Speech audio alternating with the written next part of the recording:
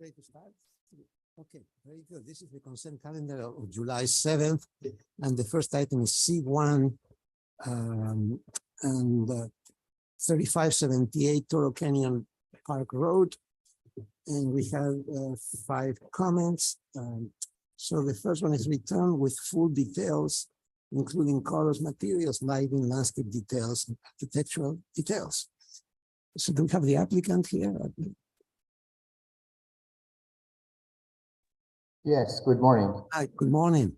Good How are morning. Can you tell us where we have these details and what number, what page would that be? Yes, if you please go, let me see, to the sheet 7.1 and 7.2.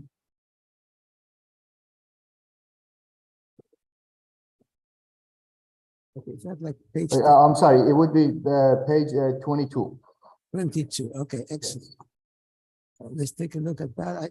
I think I saw them at home. Let's see. We have some details.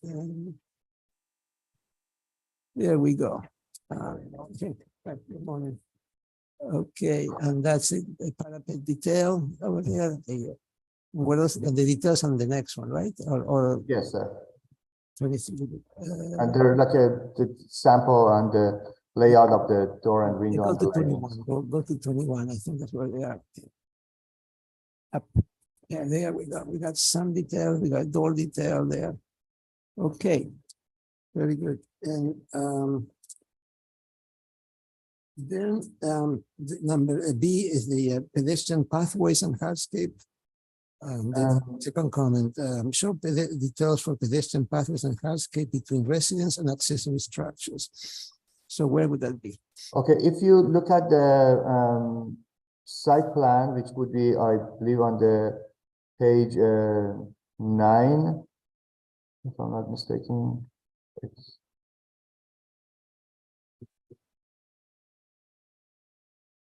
Let's see here. Then it reference to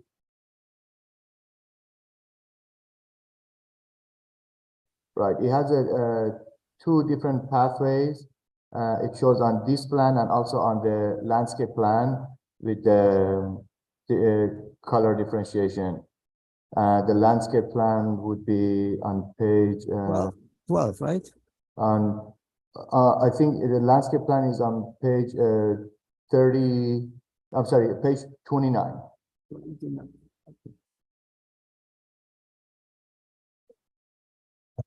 Right. On page A2.1, what are those big circle, like black circles along the pathway indicating? On which page? I'm sorry.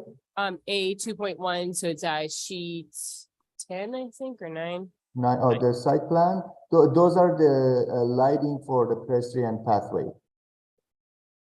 And do you have a spec on the plan somewhere? I do. If you go please to the page it was a 7.2, which is page 23. It has the light specification for exterior, downlight, and also the pathway. Page 23.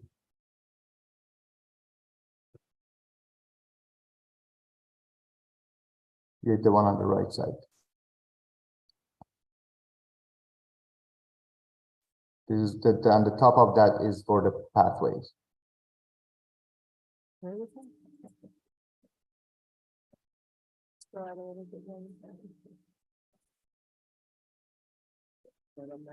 Oh, okay. Yeah. It's okay. So where are the elevations? What number will it be? The elevations are Towards the beginning, right? on the page 15 and 16.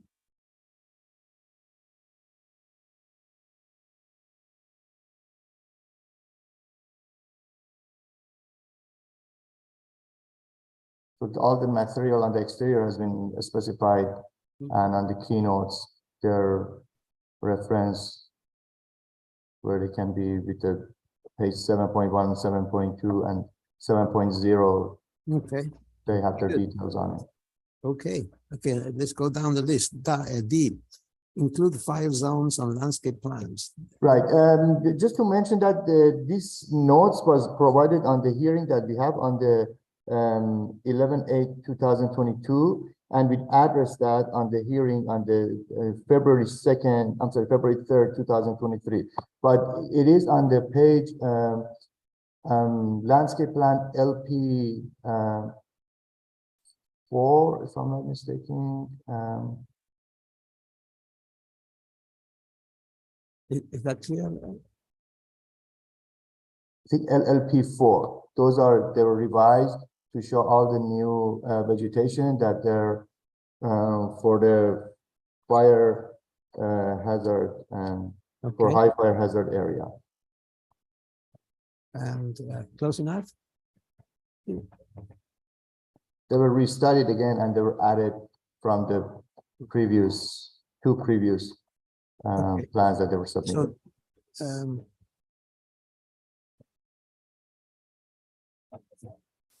And they're all of them approved for high fire hazard area. and the materials for the hammerhead area. Yeah, the hammerhead area material is the same as the material for the pathway, which is the chip seal concrete. And if you go please to the sheet, I guess 22nd again, it has the detail for it shows the material overall at page 23. I'm sorry, page 22. Is it a chip seal material, right? Yeah, chips, yeah, that's correct, the same page. Good. Yeah, it has the detail for the pathway and the hammerhead area, and also the different color variation for the pedestrian pathway. But these are the two, basically they're the same material, but different coloration.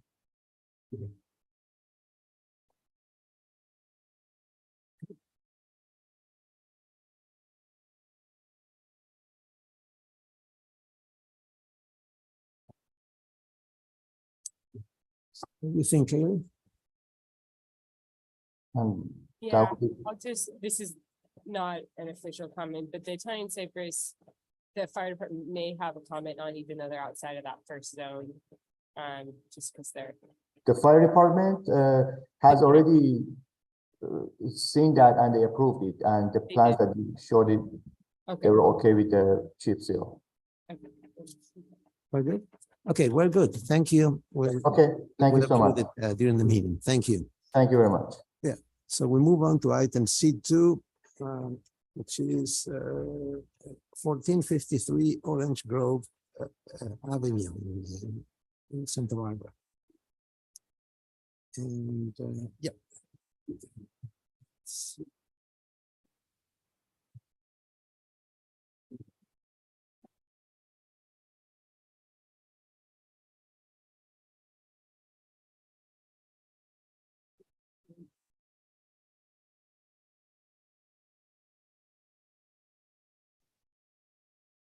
Hello? Yes, hello. Is this item number Michael Santillán? Eugenio's here. He can't get through, so I'll cover for him. Okay, very good. So can we look at the drawings, mainly pages 6 and 7? I think they're we have very few comments. This is unify and simplify window sizes and proportions, and the applicant has done that. Clearly has simplified, only has 3 or 4 sizes instead of all, we had too many before. And I have a comment on colors, which are seen on page, I think it's 18. Is that what the colors are?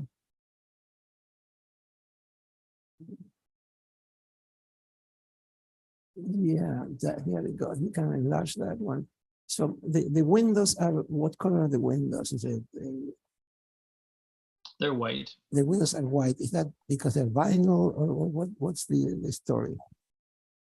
Yeah, they're composite They're material, composite. and Like Yeah, a I didn't, you know, fiberglass maybe, or something like that? yeah, it's a fiberglass reinforced plastic, I think, Hmm. and we went with white just to avoid lead time issues. To avoid what? Okay. You know, we thought about a darker frame, but those can have an impact on getting your windows. So we decided to go with the more basic Well, white. yeah, so the thing is you're going with the white house with a dark trim, and then there's another color, softer color for some other siding. Is that correct? Yeah, it's another siding color on the right. Yeah, and I think you should go.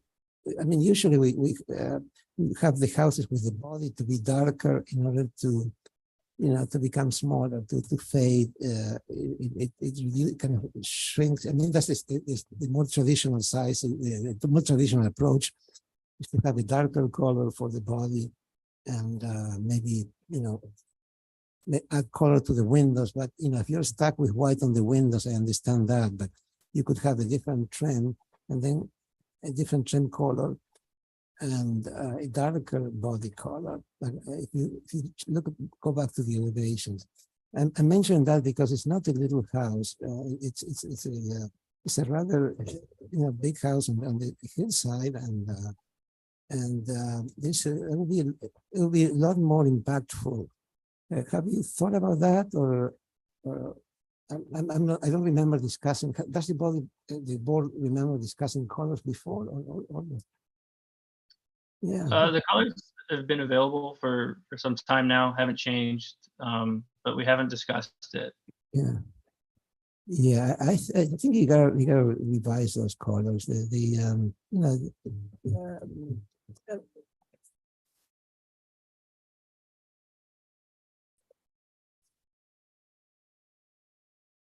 Yeah, it might be too dark, but I don't know. But I think the idea would be that to be the to switch that would be mhm.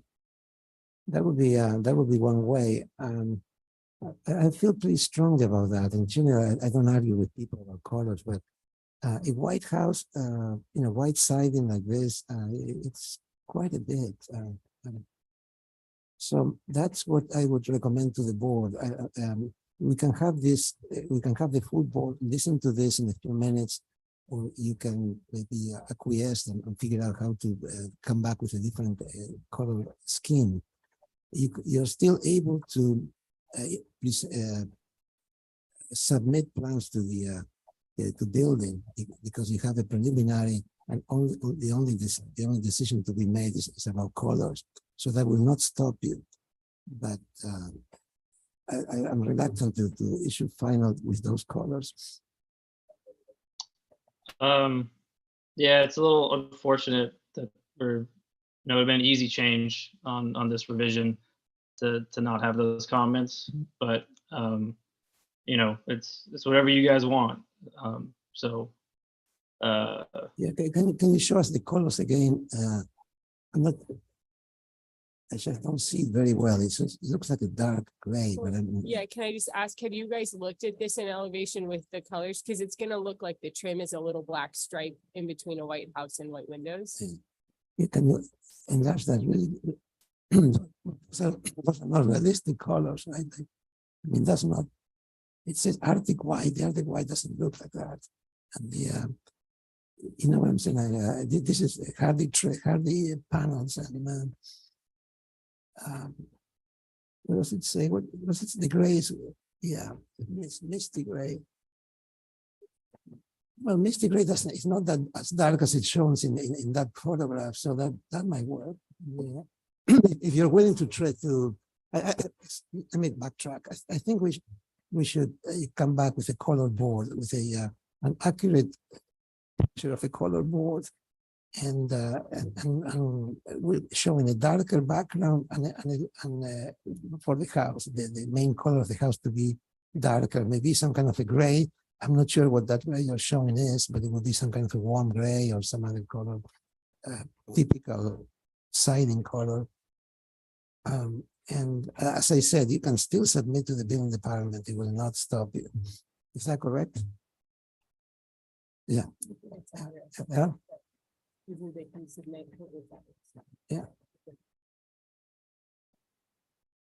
Mhm. Yeah. Okay, well, come We back with recommend to some- be allowed to submit, but, and to return with a color board. And it has to be a better photograph. This photograph is not realistic. You know, it's not what the colors look like. I think you photograph the back and it has too many shadows. I think you photograph the other side of the boards will get you know, a better idea. Anyway, that's the resolution for C2. Okay. All right. Good luck. We'll see you next time. Thank you. Okay, and then we have item C3. What is it? 1035 Ocean Vista Lane. Patrick Miles, is the applicant here? Yes, I am. Can you hear me? Yes, yes. So we just done, we have returned with full details, and we don't have any negative comments. So do you have what page would the details be? Well, basically, it was adding the door and window details and the eave detail, which are at the bottom of sheet A5. Okay. There you go. And they basically replicate similar to what's existing. The eave conditions exactly the same as what's there. And the door and window details are basically similar trim and whatnot, but with different windows, because your existing windows are very slim bronze anodized aluminum, and these new windows are a white fiberglass. Very good. And the project's a garage conversion and replacement of windows, so that should be enough. Okay. That's it. No landscape, right? There's no landscape. No landscape. Okay, very good. All right, thank you. We approve it at the main board meeting. So we move on. Great. Thank you very much. You're welcome. C4 is the wireless facility at 5091 Hollister Avenue. Is Bardo, is the applicant here? Yes, good morning. Can you hear me? Yes, good morning. We have Hi. a simple comment is to paint, is about the color of the canister and the pole.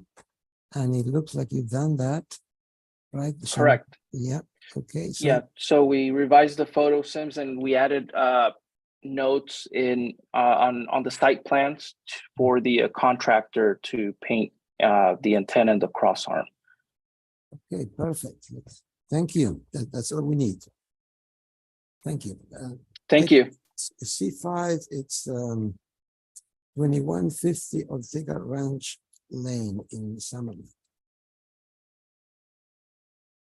Is the applicant here? Hi, yes, I'm here. Are you Liz Hughes? Yes. Yeah. So let's see. The first comment, nice project. Okay, good comment. So return with material board showing colors and materials and details and exterior lighting. Where would we see that? Oh, there it is. There. Yeah, so the exterior materials are essentially just to match existing. Mhm. We are proposing for the new windows to do aluminum instead of wood, just for durability, but it has a medium bronze finish, so it's of a similar color value. Mhm. They're replacing the front vehicular gate with a different type of wood. And then there's no exterior lighting proposed as part of this project. Great. The details are on the last page also. And it's basically just matching the existing details of the residence. Excellent. Very good. Okay. So there's no landscaping in this project, right? There is a small courtyard. There's an existing planter, and essentially we're removing a fountain and kind of enclosing this existing planter area. So there will probably be some minor rework of shrubbery, but nothing past that. All right. Okay, good enough. Okay, thank you. We'll approve it at the meeting. Next is item C6, 4101 Mariposa Drive. Is Adele Yamada? No, it's Adele. Yes. Okay, so I know you as Gosia. I'm not sure what happened. Okay. Yeah, I was looking at the drawings online and yeah, I think we need to go to page 45. I think the applicant has done that, reduced the paving. And let's see, I think that's kind of shows it. Yeah, I believe we were asked to reduce the amount of hardscape up on the north side of the property between the house and Mariposa. And we're also asked to reduce the amount of hardscape around the pool or the living areas. And I don't think there was a specific area, but we did reduce the opening off of Mariposa so the paved area is only as wide as the fire truck access. Is that right there? Or Yes, uh, yeah, we did reduce that. and So then you added something here, I think, or we added more landscape that's- and also on the on south. this side right here too, And on the right? south end of the property, we added more landscape. Yes. We reduced where your cursor was at the curve of the drive that We have a connects. pointer, we have a pointer there. Yeah.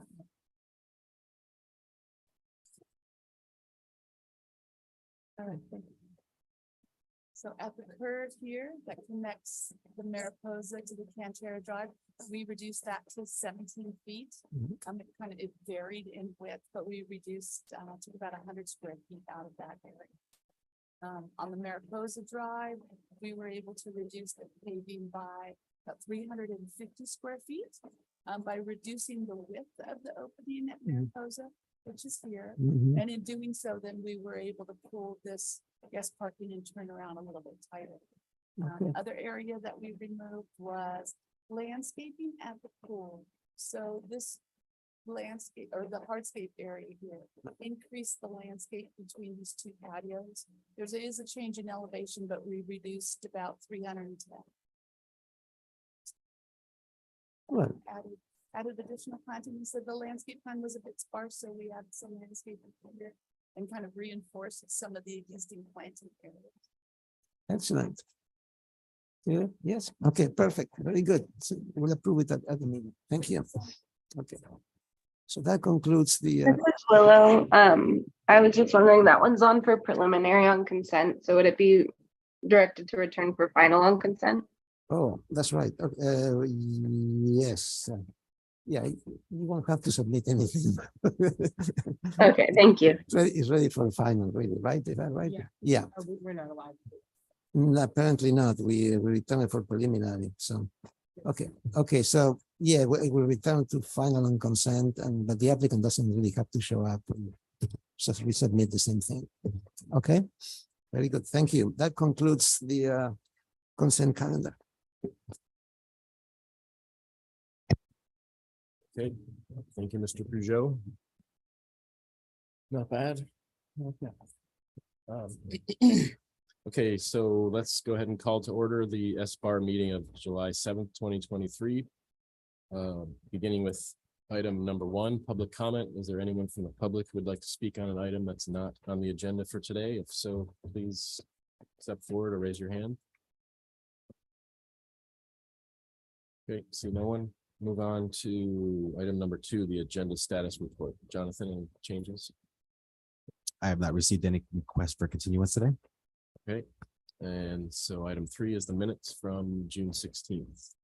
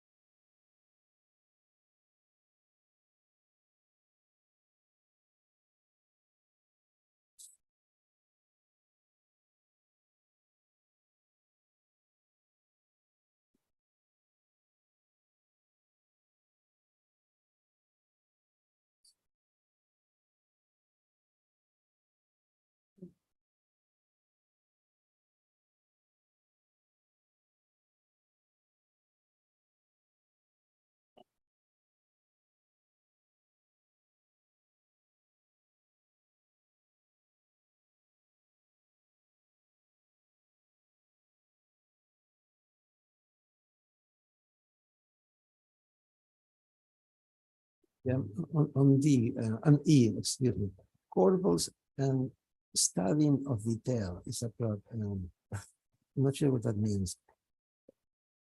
Corbels and details are appropriate to the style. I think that's what that means. It doesn't read very well. Being that I don't speak English very well, I have the hardest time to figure it out.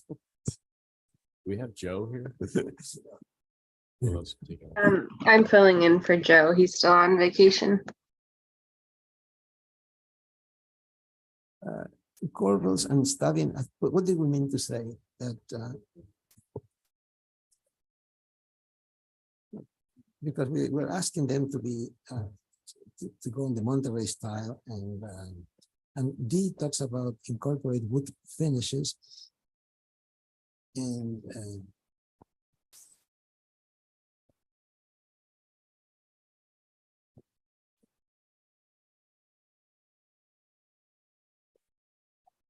Should I remove that comment?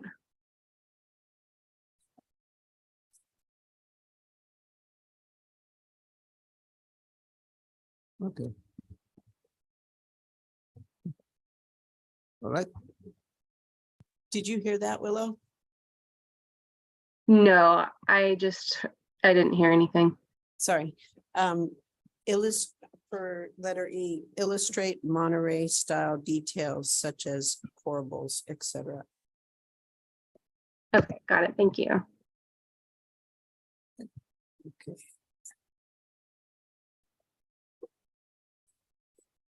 Anything else on one? Okay. Number two.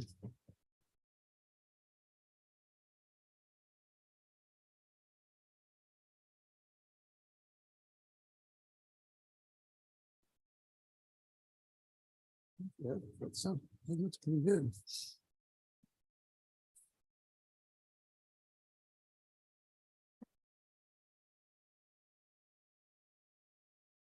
Okay.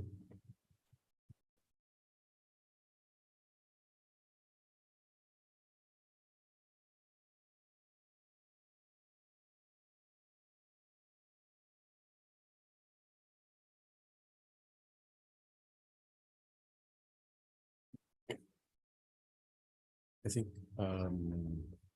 because I wouldn't know what to look for details on the windows and doors, can we direct that to say for item B, provide additional details to planner Yeah. for confirmation by Yeah, one of the architects on the board? has already been done. Oh. Yes, so we took care of that. So All right, it's good. good. It's a moot point at this point now. Got it.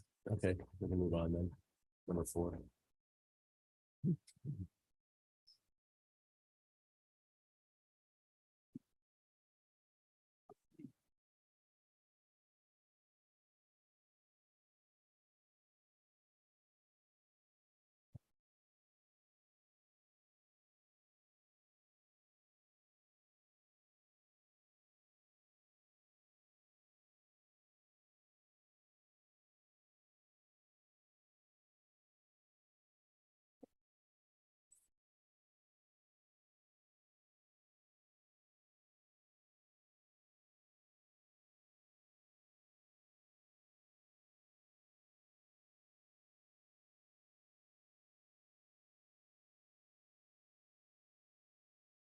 I think for item D, instead of study ways to soften, should it be study ways to reduce? Okay, so reduce instead of soften on D.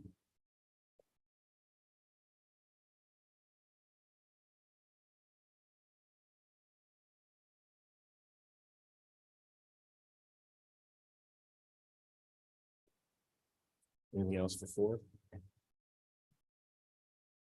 Yeah, I think in B should be a little bit more clear. We study retaining walls, layout, and color. Because if I remember correctly, the material, layout, and color. The color should be darker and then continue.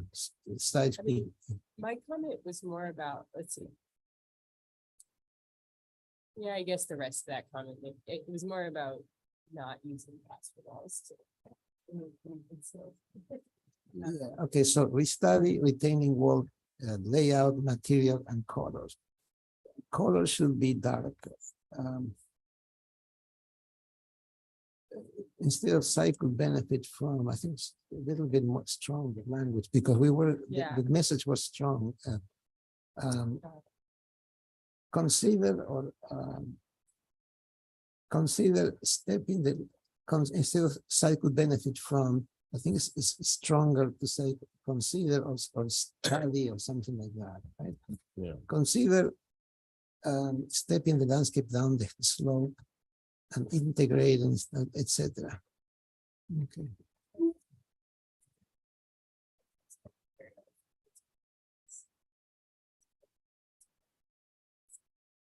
So Consider using more flexible retaining wall materials to allow Such. landscape to knit into the 2 inch. Not, you know, what's the better way for it? Like for it to, you know. Well, on C, I'll say something like that on the next item on C there. It talks about integrating the access into the site, into the. Yeah, to integrate into the site better, yeah. So Willow, I think we're trying to decide if those two should be combined. One of them's about steps mostly. Yeah, so maybe it's just a repetition of the integrating the site, and so in B, we say restudy the retaining walls. Where retaining walls are plastered, they should be painted a darker color. Consider using more flexible retaining wall materials to integrate topography or landscape into the site. Something like that. That's closer to. Sorry, could you repeat the last sentence of that? I have, where retaining walls are plaster, they should be a darker color. Consider Using more flexible retaining wall materials to better integrate the landscape into the site, okay. Do you mean such as stone? such as. Maybe you should say that. There.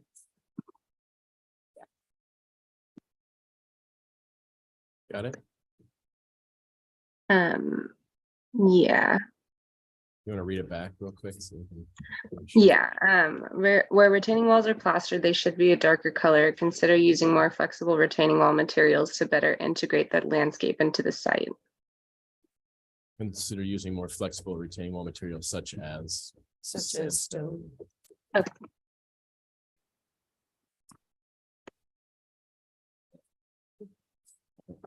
Okay, And that's instead of C. Is instead of B. Oh, instead of E, okay.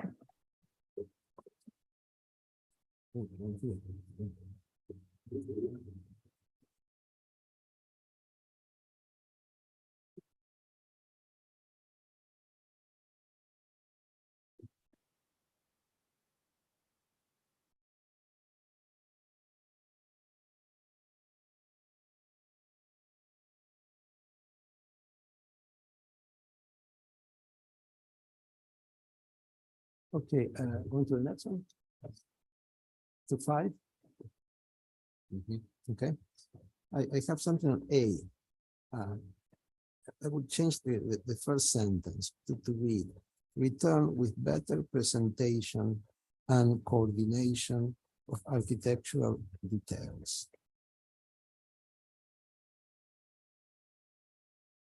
You know, we had a lot of discussion about the site plan, but there's nothing on these comments that reflect that the site plan was not developed and did not coordinate existing conditions with proposed driveway, tree locations. So is that part of B or? Well, it's part of the presentation, you know, not only detailing, but site plan is not coordinated with survey. Okay, but that would be, Characteristics. how about like a different, after A, put one more with that comment, because this one's about architectural style And then you want something to say, site plan needs. Want to make a sentence. Proposed improvements on site plan need to be clearly depicted in relation to survey conditions. Yeah,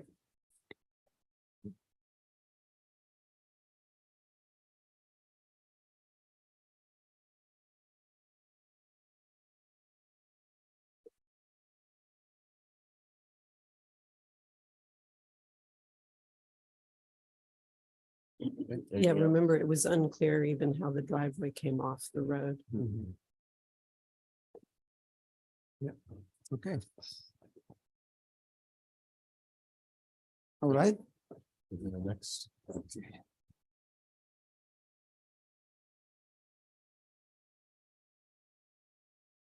Okay, we already approved that one on consent on number 7, so we can move on.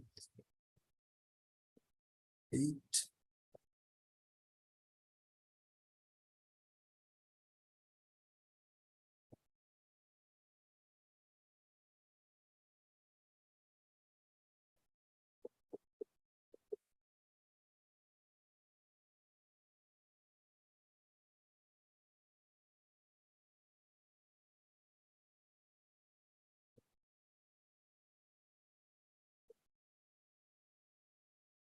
Does that item D make sense? What's a pillar wall?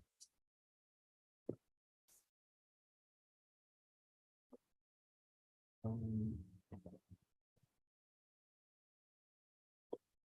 don't remember.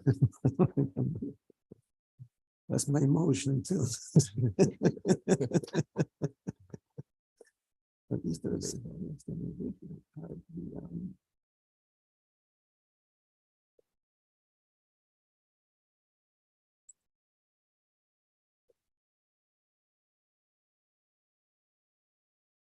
Just pillars? So that, okay, I'm not sure what. Yeah. Maybe the applicant will know. Okay. Yeah.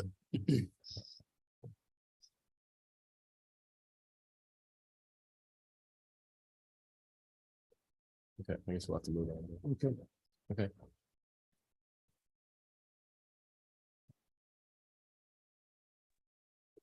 So just change that one to beyond pillars.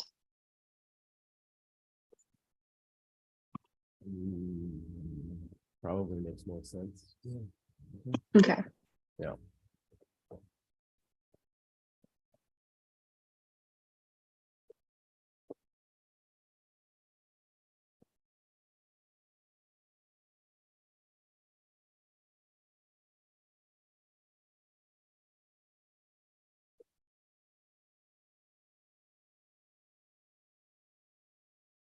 Okay, anything else? We're looking for 9.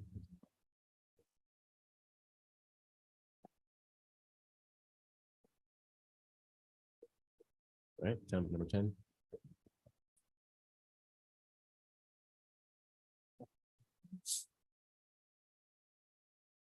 Number 11.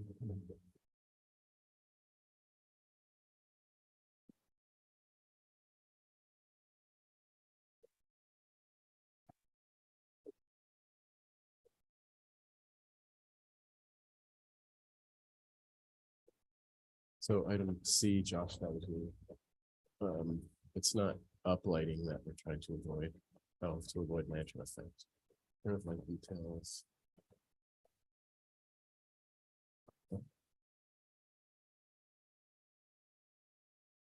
Is it uplighting of the ceiling of the cupola or what?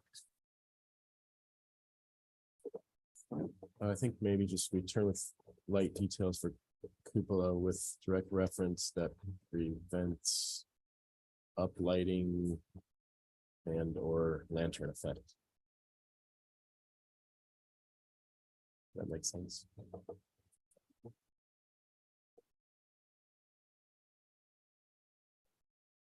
Okay, got that, Willow? Yeah, got it.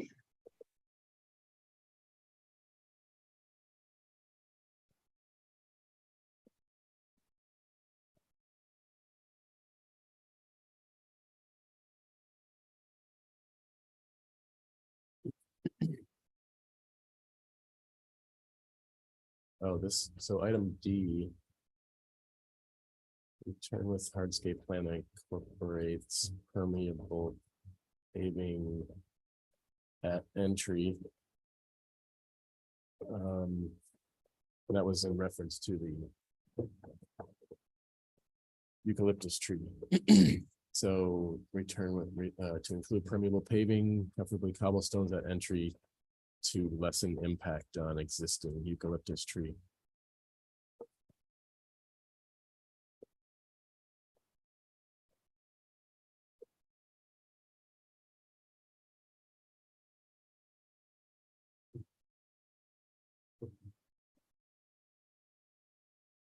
That enough of the landscape plan? This is also here. Huh? You have something on the board there, Jonathan.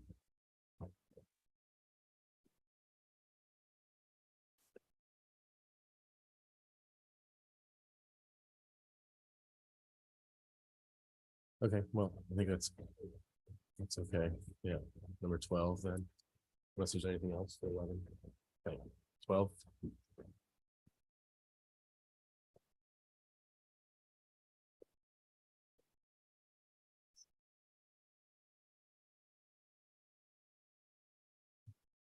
Okay. 13.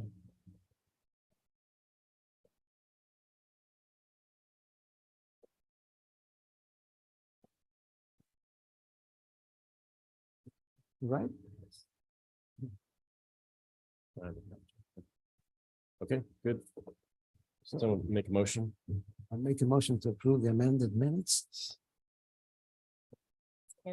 So second by Haley, and all those in favor? Larry Hughes, I wasn't there. Okay. All right, moving on. Item 4. Excuse me. SBAR members informational briefings. John has to leave today at 1 p.m. I have to recuse from the second item. I Okay. think I should recuse from the final item. Okay, and I need to leave probably at noon today. I think our best option is to finish before noon. Yeah, let's do that. Yeah. Problem. All right, number 5, staff update. Our Acela applications are up for submitting online. That's the only update I have. Also, this is Jonathan. Me and David Villalobos took a tour of the facility that we will be temporarily in for SBAR. It's going to be in Goleta at 130 Robin Hill Road, 93117. And it's a very nice facility. And you'll send us that information via Absolutely. email. Mhm. All right. And is that because this building's being remodeled or something? Wait, yeah, what's the date on that? The 21st. That's the first meeting. and That's the then- first meeting that will be in the Goleta. So the next meeting. Yep, the very next. Oh, meeting. yeah, and I told you I. That would- you'll need to. I'll be missing that. Missing that meeting. Yep. We'll 'cause be in- I don't go to Goleta. And we don't know the duration of that yet, correct? We don't know the duration of that, but we're projecting the next 3 months. What's the address again? 130 Robin Hill Road in Goleta. It's in your Patterson or?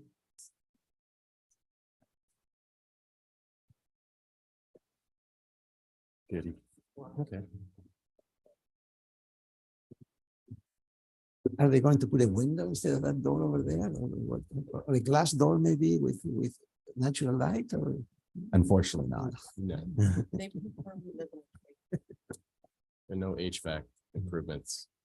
Just prefer to work in a sauna. they're gonna meet there for 3 months. Okay, Moving on, item number 6, discussion item, the objective zoning and design standards discussion. From, we have Brianna here to present, is that correct?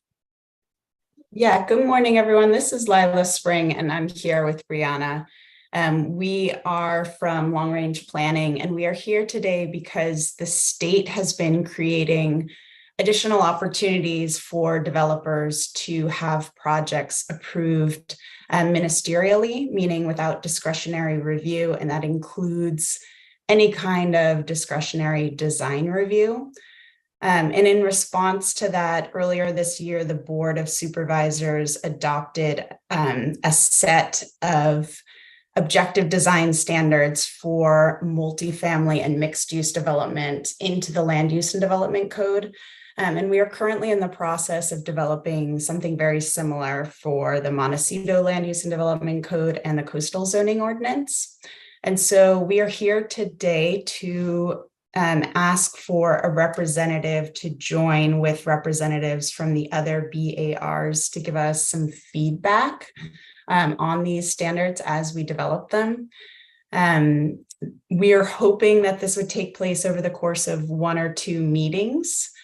And there are additionally standards being developed for single family homes under certain circumstances in response to Senate Bill 9.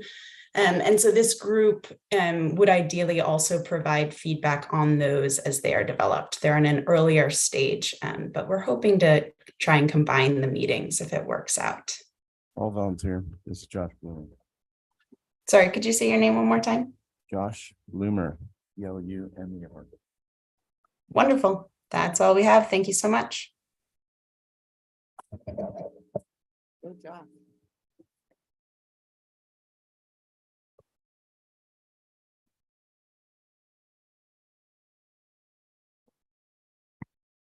Is that everything? Lila?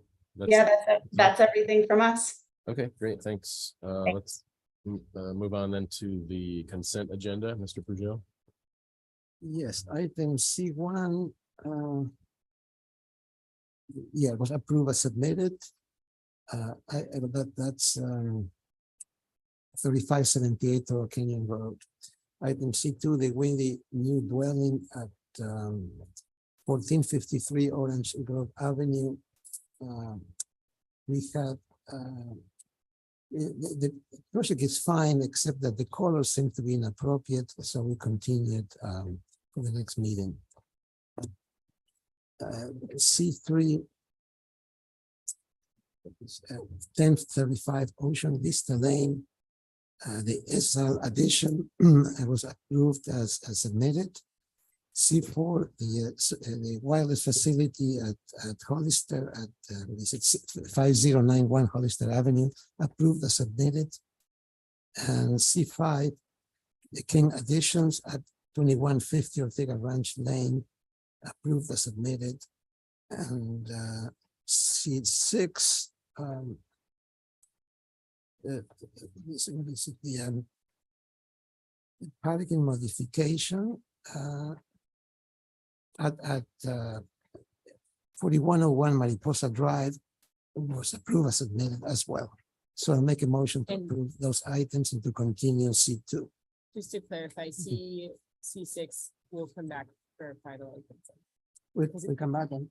Final on consent because it was only agendized for payment. Oh, right. I'm sorry. Yes. Yes. Looking why it was doing. Mhm. Right. It was agendized for preliminary approval and it was perfectly fine, but it was not agendized for final, so it will come back. Yeah. I'll second it. Okay, all those in favor? Aye. Aye. Opposed, motion carries. Moving on then to the standard agenda, item number 1, the Skirball new single-family dwelling, request of Heidi Jones, agent for Aggie Skirball, for conceptual review of demolition of an existing residence, garage and pool, and proposed new residence of 8,102 square feet and attached garage of 835 square feet, and a pool adhering to the coastal bluff erosion setback.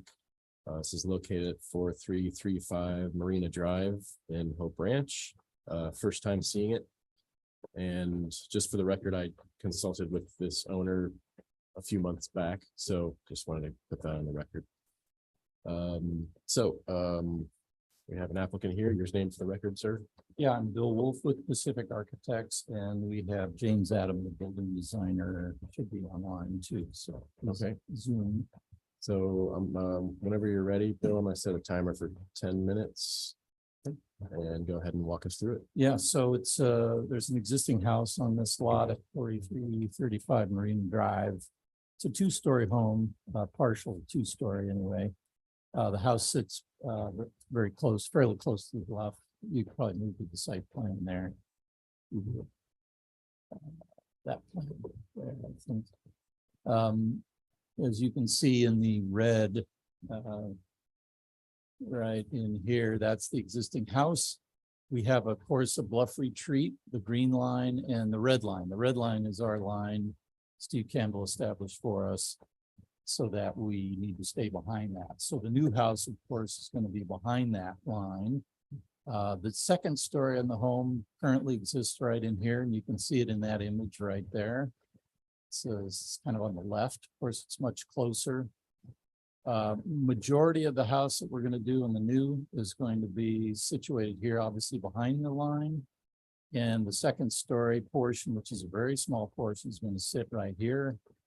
And the new roof line is about the same height as the existing. So in terms of view blocking, it might actually be less because it being closer to the street and further away from the bluff. So the houses that might have some impact, if any, would be up above on the other side of Marine Drive. As you can see in this here, they're way up high. So you doubt there's going to be impact at all. So you want to scroll down to the next sheet there. So here's our new proposed plan. And in fact, we've actually, we've submitted this in early. Heidi is actually not our planner anymore. John Fleikendahl will be our planner. But we couldn't submit. We now have a revised plan, which we've taken to Hope Ranch and gotten a, pretty good feedback, really very few, if any, comments at all. But this plan shows an older, slightly older plan, very similar. Certainly the architecture is the same styling. It's sort of a French country. And the square footage is smaller. So we're actually, we're below our FAR. The new, this square footage shows 9,000 square feet net, and the new is 8334. So we've made it actually a little smaller than this plan that you're looking at today. Of course, we've got, the driveway exists here now in terms of the entry. We're going to widen it though for fire. And we're going to make a circle court here and have a hammerhead that develops in this area for the fire department to get in and out. We've got the required 7 spaces for parking for Hope Ranch. We've got the 25-foot setbacks, so we're keeping everything out of the setbacks. We're removing some sheds that are scattered about. We're going to keep the orchard that's citrus and avocado, I believe, in the front. Of course, we are removing some trees in through here, which are not significant natives. The 2 main trees, oak and oak, are going to stay. And again, this will all be, well, it's grass lawn right now. We haven't developed the landscape plan yet, but we're coming in for that. Go on to the next drawing, if you would. We've worked pretty extensively with, this is kind of a floor plan. This is the area where the second story sits. That's it right there. You can see the percentage of second story to single story is quite small. Go ahead and go to the next sheet. That's our roof line. There's our second story again. Very high pitch with this French country style with the elevations going to the elevation sheet. We've worked pretty extensively with Hope Ranch to develop. They have a 25-foot height limit from new grade, not existing. County is from existing. Hope Ranch is from new grade. So we sunk the house down into the lot by about 2.5 feet to 3 feet. Well, that didn't buy us anything in the Hope Ranch area, but it certainly helps here. there's a small portion of the roof that exceeds the 25. And this isn't really showing it correctly, but there's a couple of little peaks and a very small section of ridge that exceed the 25-foot height. Of course, we've got some architectural projections that do exceed that 25-foot, but I think in the county it's from existing grade, so we're way under what would be allowed for the existing grade. Again, French country, steep pitches, stone cladding all around. It's going to be a wood window and door, probably a slate or a sim slate roof, very traditional style detailing. There might be some iron detailing and things up where we've got little garden features and that kind of thing. You can kind of see a reference in it here.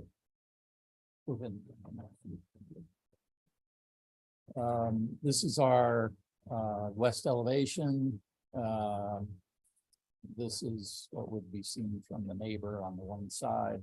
Again, we'll probably have pretty good screening on both property lines. So both the west and east side will be pretty well screened. And again, this is slightly older. There's on the new plan, we have a good section of flat roof that exists right in through here that is not shown. So when we come back to the next review meeting, we couldn't get the concept and they wouldn't let us submit a new plan. So we're pretty close with this one. That's the oceanside view, and the view that we saw above was the entry view. Go back. Let's go down one more sheet. I don't know if that we have this kind of an idea of it. Go back up to that front site plan, if you would. That one. There you go, right there. No, one more down. Sorry. Right there. Okay, just to describe, I didn't describe this. So you actually enter in a little high here. You're going to step up 1.5 feet, go through a gate, and then step down in kind of a sunken courtyard. So this is actually sunken about 1.5 feet or so, 2 feet below the drive, and there's the pool right there. And then it steps back up into the house. This site section, well, we have a new site section. We kind of see if you can you zoom into this bottom and you just kind of show. You can kind of see what we're doing with the grades there. Here's the existing grade line right here. We're actually sinking everything down. There's a sunken courtyard. There's actually a little bit of a raise right in here. So actually step up here and then back down. James, are you online? James, unmute yourself if you are. I was going to ask him if he had anything to add. You see James on there? Oh, you don't.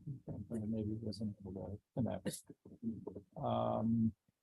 I think I've covered everything. Do you have any questions? Let me know. Thank you. Great. Questions from the board? Yeah, do you have a site plan that shows where the neighbors are to the east and west?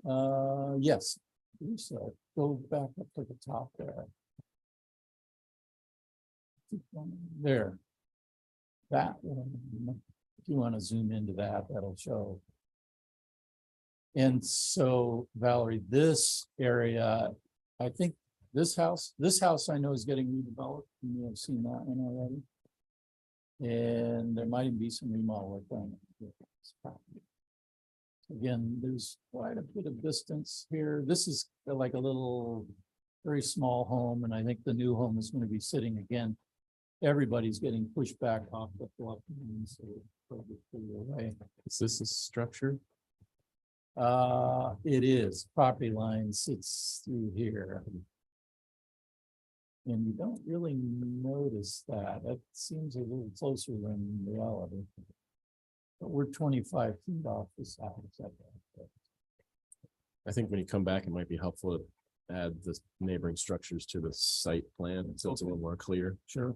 This is a little hard to read. Yeah. So you said tree removals are all sort of non-native. Non-native palms, succulents. Site photos might show a little better there if you want. There we go. I remember a large There was a. cypress. Yeah, I know. what's that? Is there a large cypress or something that's Uh, like, what's that large tree? This one right here. Yeah. Did that go away? No, let's look at the site plan. That might be on the neighbor's property, actually.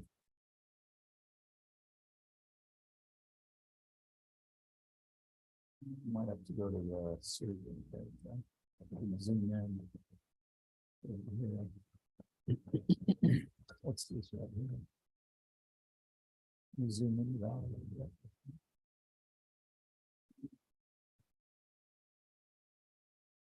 Looks like so. I don't think we're removing that one. There's a monkey puzzle tree. Maybe that's We it. can go back to the, if you can go to our new site plan, we've got access through those trees that are going in.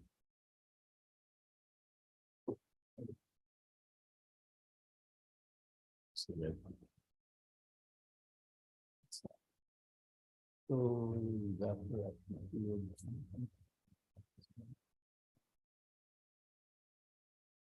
Palms here, keep going that way. I was just curious.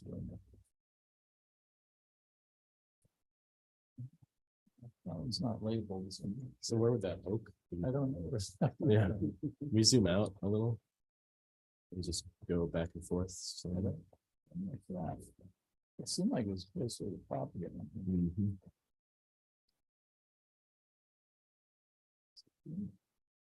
That could be it. But where's the oak? Yeah, I'm gonna have to ask. I don't know. Okay, well, maybe some clarification on that next Yeah. time. And then retaining wall height, this is new retaining wall. Yeah, those are gonna all be under 4 feet there. And the purpose is because we're sinking the house. Well, they'll be retaining on both sides. Got it. Hey, other questions? Does anything happen on the bluff side of the house? Past that boundary that you guys? have? Well, not as of yet. We're gonna have to work with the county planners to see what they'll allow us to do. I suspect not a lot of watering will occur over there. And I'm not sure exactly what our founders are in terms of what we can plant there or not. But the hardscapes will be limited as well. Might be gravel. And patterns and that kind of stuff. Okay, anyone else questions? No? Okay, public comment. Is there anyone from the public that would like to speak on this item? Please step forward or raise your hand. Okay. See no one. So back to the board for comments. Ms. Frosher. So actually, I just had a quick question to the total square footage. Is it correct on what's on the agenda here? 8,100 plus 835. We are. No, that's the old numbers. It's 7361 plus a garage of 973. A total of 8,334. That's the new square footage, Okay. So I guess in terms of comments, I feel like we need more information about, a site plan that shows the footprints of the neighboring houses and site sections maybe that go east to west, so we can see how your digging down of the grade is really affecting the layout. And then more information about the trees. And whether, do you have an arborist? Yes, we've been talking to Millet. We haven't gotten the landscape yet, so I think that'll be the next push is landscape. Let's get where the trees are. There's mitigation, we'll put that work in with landscape and come back to you and speak landscape. Yeah. And just to mention too, we are story polling, I think, for the brand. So there'll be story polls out there. Our next meeting with them is October. October? October is their next agenda. Oh, so yeah, it'd be good to coordinate with us so that we could go see the story poles at the same time. So you don't get caught up in double. Yeah, I think we can make it a comment to inform the S-Bar when the Yeah, when the Hope Story poles Ranch go up. story poles go up, but in a,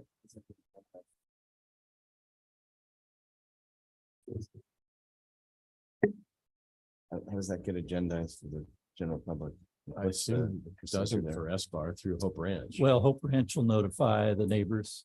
Yeah, but in terms of following this application through the process, how would that get notified to anybody following this application? Well, I guess the question is, are we requiring story poles? And if not, then it wouldn't. It's not over the height limit or anything, so. No, and we feel like it's under the height of existing. Yeah, so if you feel that it's necessary, then I think we would include that as a comment, but otherwise, they wouldn't be. Anything else, Val? no. That's it. Okay, Mr. Berdiak? Well, I noticed on the south elevation, the windows were not filled in. Is that because we're in early stage? No, the owner, of course, as we all know, likes the views, so they like to take the divided lights. Is that what you're referring to, the divided? Yeah, lights? there's no fenestration in South elevation. some of the windows. There are windows South there, elevation. there's just single lights, though. They don't Oh, I have see. divided lights. And also the minor point that it Well, there you seems that on the elevations that the lighting on either side of the entrance is a bit high and out of scale. You Light might want to fixture. take a look at that. I mean, you know, You're talking are they about- dark sky compliant? Are they light fixtures you're talking about? Yeah, or too high and too scale. Yeah, is I mean, wrong. they seem like they're a little out of scale. Which Yeah, elevation? right. Which elevation is that? Either front, which would be the north elevation, which is the top. There you go. Okay, that'd be my comment. Okay, Mr. Peugeot? I don't have any comments at this time. It's a large project, but it seems to be well designed and well detailed. No comments.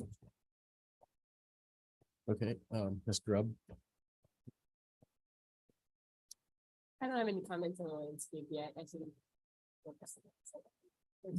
Nothing to talk about there. Yeah. Mr. Richards? Yeah, I look forward to seeing the landscape plans. I appreciate the approach of kind of scooping out the front of the site, and I think that's effective for putting a big home like this on that lot, so. And the renderings and the style of the house, it can be neat, so generally in support, but look forward to seeing the landscape. Mr. Bloomer? No further comments. Okay, yeah, I don't really have anything to add. I think it's beautifully designed. And look forward to seeing the landscape plan and whatever else we just said. I do want to make sure we get a comment in there to inform the S-Bar that when the story poles go up, so we can either informally drive by or set up a meeting to, maybe that could be our next review also while those are up. Might I ask a question too? If I'm pretty sure Hope Ranch is going to want the story poles, but I hadn't really approached them with the idea that the fact that the house existing is probably taller than what this one is. So I was thinking maybe I could waive that story pole option.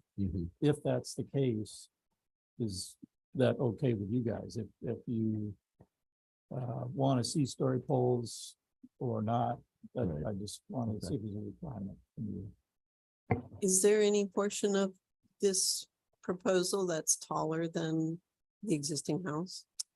There are portions of it, yes.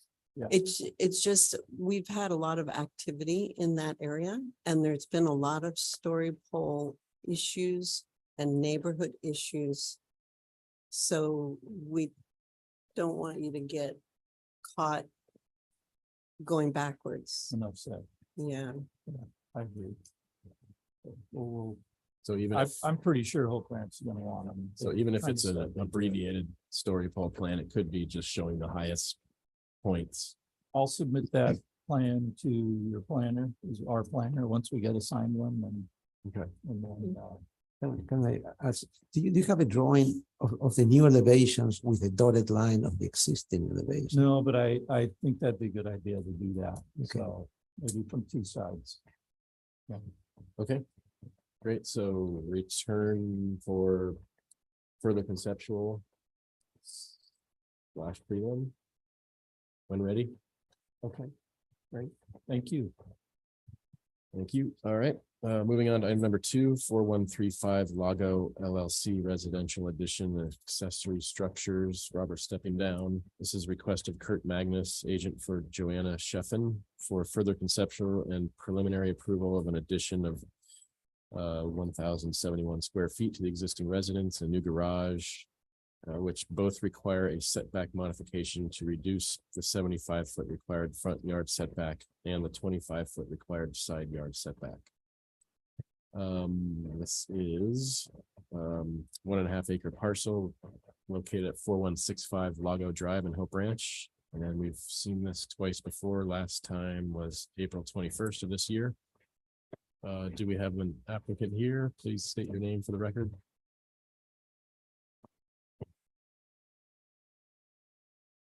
I don't see Kurt on there.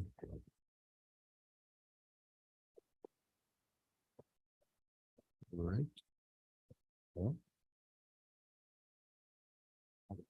we can call him. Okay, well, it appears we don't have an applicant, so maybe, are you able to try and get a hold of them? Robert, can you try? Okay, so we're gonna move on then, since the applicant is not here, and go to item number 3. The La Cumbra Country Club Pool Kitchen Addition. Request of Jesse Finucam Schwartz, agent for the owners La Cumbra Country Club, for conceptual review of an addition to the existing 1-story pool kitchen, demolition of existing pizza oven, sink and countertop area, replacement of flat roofing over the existing bar with 769 square foot tile and various accessibility upgrades, located at 4015 Via Laguna. See, we do have an applicant for this one. Your name for the record.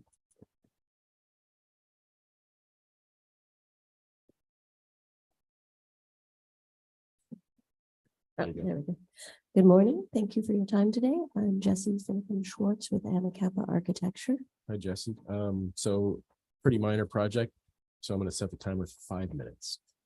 All right. Based on that, I'm going to skip over our project photo orientation.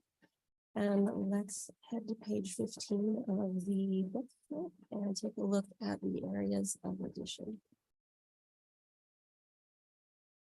So the area of project work is going to be located only on the southern side of our site plan here. We have a small new kitchen addition here and a revised outdoor bar and roof structure over here to the left. And if we look at page, let's go to sheet 17, which is our demolition plan. There's quickly overviewing here. As you can see on the right, we have the outdoor pizza oven that we have proposed previously. We've seen being removed and replaced with an addition. This application, we have a little bit of pool enclosure sidewall work, removal and replacement of the bar and the roof structure over top of it.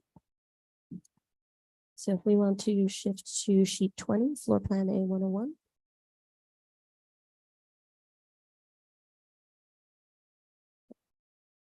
The area of addition is exactly the same square footage and roof profile as before. However, the program has been adjusted a little bit. We used to have a wraparound pass-through window. It has been replaced with 2 smaller operable windows due to program changes within the kitchen. And then this bar has expanded slightly in the western direction. We've replaced the pool site wall with a slightly enlarged curved site wall here, and straightened out our entry access and provided ADA upgrades to our existing gates, as well as ADA and egress sizing upgrades to the gates here. If we take a look at sheet 22.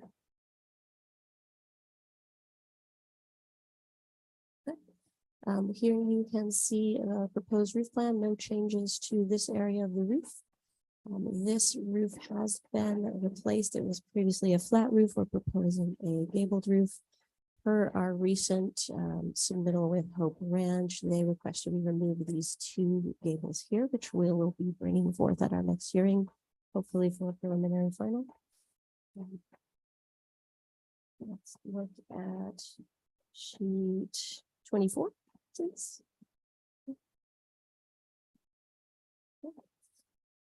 Here you can see the area of demolition on the upper plan and the area of revision to the roof from the south here.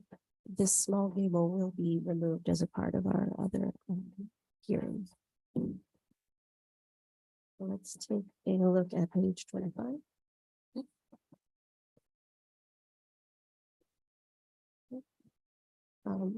This is the western elevation taken from the clubhouse area. This is a section through so you can see the outdoor bar. And then this is the overall outdoor section. You can see our new gate here, which is going to be a decorative wrought iron, similar to what's in place, as well as the site wall here and the extended pool enclosure at the top. Here's our gable and then the two smaller gables that will be removed. This elevation relatively unchanged.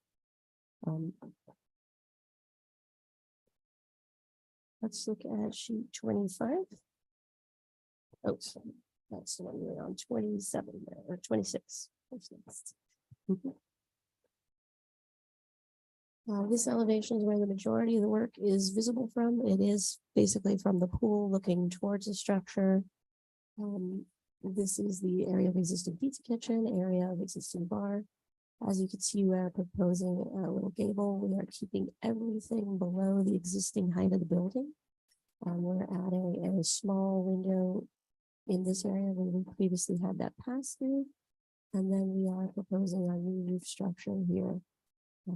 For our previous submittal, we had a lot of architectural details that didn't make it into this, but we're basically matching all of our rafter profiles, matching our even rate conditions and trying to keep this very consistent with the existing architecture for the other two buildings.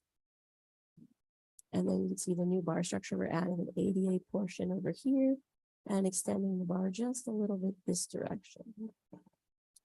Columns proposed are matching to the existing trellis on the other side. And if you want to look at elevation 27, this elevation actually has no change from our previous submittal. So, I'm done. Thank you. Good timing. All right, questions from the board? I have a question. Are those glass panels around the bar extension? It's like a windbreak? Yes, there's currently a glass site wall on the southern side that comes around the corner on the western side. We are proposing to actually do site wall up to counter height with a small portion of glass above on that western side. Any other questions? Okay, is any public comment? Anyone like to speak on this item? Step forward or raise your hand. Nope. Comments from the board? Nope. Seems pretty I good. think it's a minor project and it could be approved on consent. I will ask you something, that these elevations are difficult to read. And all we need is 2 pages or 1 page with the elevation. That's all we need. The rest, it's fine, but they should be clear. I mean, this has a lot of gray, a good quality elevations. That's all we need. Thank you. Absolutely, we'll update our pen weights. Okay. So there you go. I think return full board preliminary and final or consent? Consent. Prelim final when you're ready. All right, thank you very much. Thank you.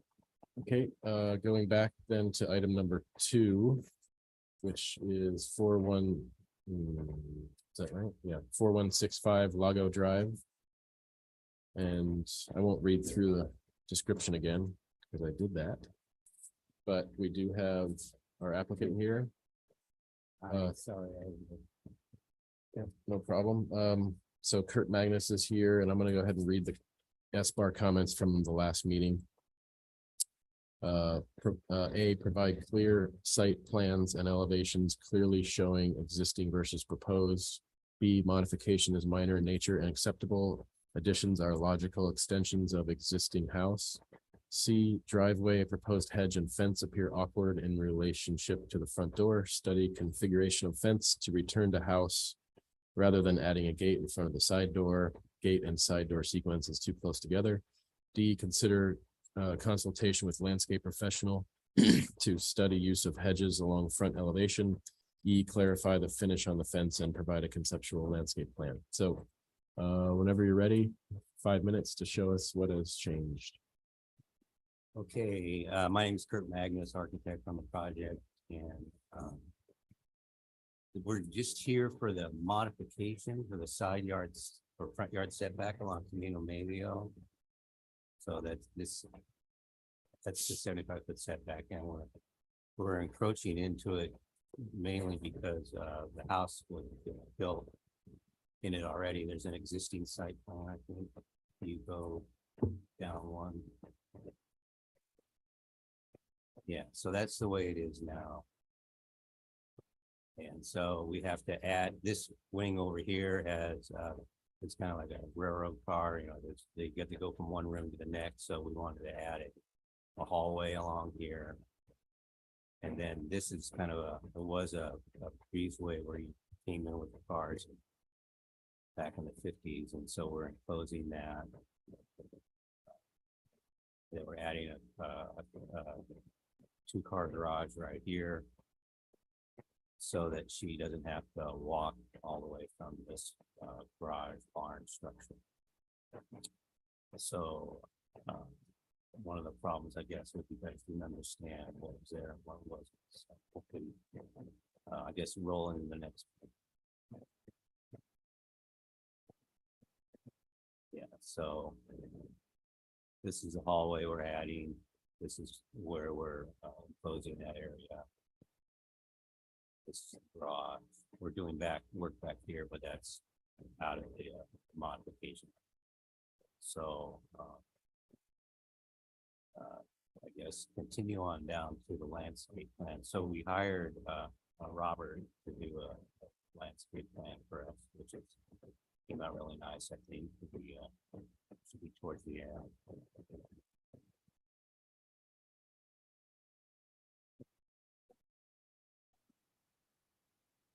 So there is a dying redwood tree right here. I don't know if you remember that or not. It's in this kind of U-shaped pullout. So we're proposing the neighbors are afraid it's going to fall over, causing any problems. Half of it's dead. We have an arborist report which says it should be removed. So we're planning on removing it and replacing it with these three trees here. We're redoing the asphalt turnaround into flagstone and gravel. By the way, the street, the house across the street has two of these. The house down the road also has these kind of pull in, pull out now. So it's consistent with it. So these are some nice renderings of what Robert did. Let's see, removing the redwood tree recommended by the arborist, establish a sense of arrival by using flagstone paving and enhanced pedestrian entrance experience. We're removing the decking and fencing, which was in this area. I don't know if you remember that low fence that so this is all being the fence is being removed. We're planting way more plants in the front yard there. Planting is focused colorful, drought tolerant plants. As the owner wanted to incorporate into Westfield, there are. I guess roll down one to the or two to the. So there's the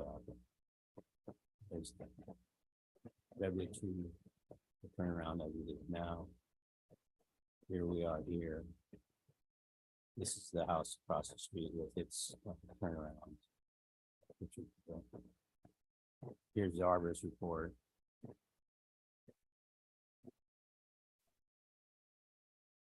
Yes, that's it. Okay, great. Thank you. Questions from the board? Question, this project is going to the modification of the staff officer or modification, right? So Yes. does it need an approval from us at this point, preliminary or final? Or what's the process? I believe you guys got to give us approval.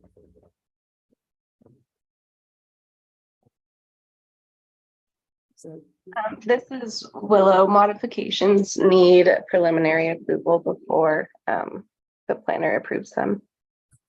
Thank you. Okay, other questions? I have a quick question. The drive gates, Hope Ranch has a requirement for, what is it, 50% open? Does that apply here? So it's more of a, see-through. We went through Hope Ranch and they approved as it is. I'm not sure about. Okay, I'm just curious the usual here on that. if it's because it's a back gate or something. If Okay, it is. I'm just out of curiosity. I'm wondering if you knew. Okay, other questions? What are the three new trees? I'm sorry, I missed that. Roll up. Can you, I guess, back? So they Crepe are, myrtles Which one? in the front. Yeah, these three. You have to scroll up to the plant list.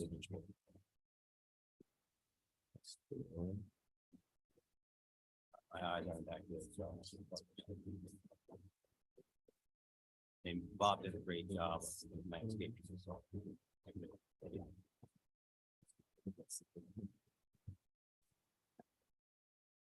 Okay, all right.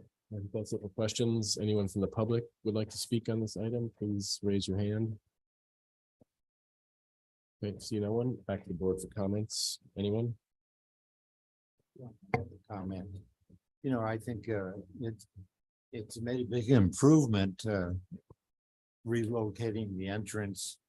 But so now it looks like the front of the house. And I think that the windows that are in the hallway now facing the driveway look like the back of the house. I think maybe you would want to give some thought to the shape of those windows so they'd be, a little, exactly right there. Make a better presentation. Sure, Okay. that's a thought. I know the owner was concerned with, that's a hallway, by the way, so privacy and the streets right there, so. Went back and forth in bedrooms, kind of want to talk. Like I made a, Obscure glass or something like that, but it just seems like you're looking at the back of the house in that particular spot. okay. So anyway, that's a thought. Okay, other comments? Positive of it. I think the landscape and site plan development has done a great improvements in Foster as well. Mhm. The plant palette seems perfect. Okay, I agree. And actually, in reference to John's comment, maybe the landscape underneath and around those windows could be a little more significant to reduce, and soften the extent of the blank wall there. I mean, I can't exactly see the planting plan, but the way the rendering is shown, Yeah, I don't think he has like a. foundation. Oh, Well, he it's doesn't- conceptual. Yeah. Okay, so that would be maybe a comment, but Yeah, so you can change plant material. yeah, I think it's not called out exactly yet, but that it would be a suggestion or comment to bolster the planting along the blank wall to soften. And Josh has a comment as well. So my comment would be, they're the same along the, is that the west elevation we're talking about? I don't know, but how you have it labeled, let's see. West side. Yeah, so I think the west elevation and the entry need more study. And I would consider the following, looking at landscape planting to aid the kind of blandness of the west elevation that we're talking about. I'd also consider wainscot or maybe some variation in finish or detailing. This house, the rear of the house has a post and beam kind of trellis, not trellis, roof cover. So I think, adding some dimensional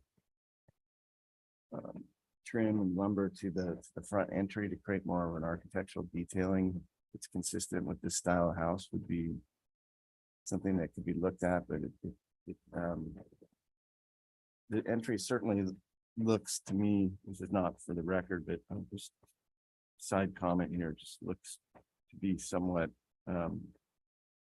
incidental to the project. Doesn't look like somebody created a house with the intent to create a beautiful street side presence. And I agree with John. I think the rest of it looks adequate, but like the gate certainly is more interesting than the front entry. That's correct. So I think your west elevation needs some improvement. You need to do some architectural kind of improvements there to get it to read with some hierarchy and quality facing the neighborhood. It's not there yet. Okay, thank you. Any other comments? Okay, this is here for concept and preliminary. So are we, anyone want to make a motion? Yeah, I think it's, the whole idea is to get the modification going. These are, I mean, I totally agree with the comments, by the way. I think that looks like a back door. It doesn't look like a front door. But those are things that could be done in final, yeah. So I would like to make a. What is the back door, right? It's Sort of the side door. It's the main. Yeah, what happens, they want to show the main door on Llano Avenue because of, I don't know what, real estate considerations, I guess. But so architecturally, I think this could, I would make a motion for the preliminary approval with the comments made, previously made, to enhance the west elevation and create, and the what is now the front door of the project.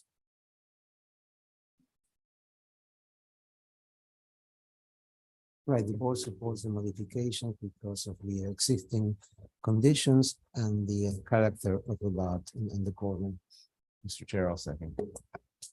Okay, so that is to return to full board for final. Okay, so we have first and second. All those in favor? Aye. Opposed? Aye. Motion carries. Thank you. Thank you very much. Okay, moving on. Item number 4, Goodall, new residence, request of Roderick Britton. Architect for Steve and Jane Goodall for preliminary and final review of a new residence of 2,856 square feet with attached garage of 481 square feet, new decks, new paver driveway, and resurfacing of existing asphalt driveway located at 700 via Tranquilla and Hope Ranch. Last heard December 2nd, 2022. Applicant is here. Please state your name for the record. Rod Britton. Okay, hi Rod, couple comments from last time. A, nice project, modest proposal. B, study windows on garage to enhance aesthetics. C, study window proportions of clear story to more closely match other elevation. D, study landscaping between garage and front entry to soften the elevation. E, consider new location for entry to make it more prominent. So whenever you're ready, give us a short presentation, show us what has changed. Yeah, mostly done beside Rock College. created a landscape plan for us. And we've done the whole site with entry gates, and we looked and changed, see the garage windows, we flip them to the other side. And that front south face of the garage will be covered up by landscaping trees and all that kind of good stuff. Is it better to go to the landscape? Probably plan? just go right to the landscape stuff, I think. Around 15 or so.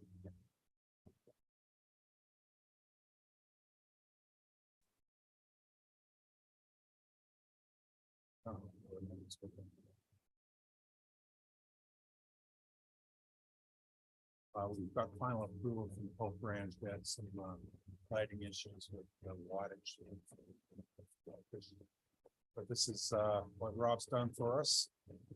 And we had an existing drive. We're going to kind of widen it out. At the bottom, we've got some entry gates off of the front here. We've got our extra parking to the left there. And then up top, we're taking the large scale pavers with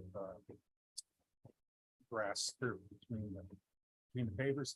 And that's mimicked up at the front entry also off the garage. So a couple of comments here, study landscaping between garage and front entry. Can you tell us what happened? So garage and front entry, is that right? So Right, a little yeah, so he's planter. he's got a planting plan, mixed stuff, I guess, and it's mimicked on the either side of the garage. There's a lot, the ones on the page right now, on the bottom where between the house, there's a gallery and our gallery down there. So we've got a series of big windows, and so we've got a bunch of lower plantings along there, and it's replicated along the other side in front of the dining room, because we've got big windows out there to look to the south. So Did this change then consider new location for entry to make it more prominent? I don't remember that comment actually. I mean, it's kind of where it was, and it's okay, it's fine. We made a real entry from the existing. Okay, so let's just scroll through these plans and then we can go check on the other comments. Sure. Which are probably. Rob's in Europe. He's sorry he can't be here, but he said I bet. I talked to him. Yeah, it's tough. I know. Very fast. They have Zoom in Europe. Yeah. It's probably late in the day there now.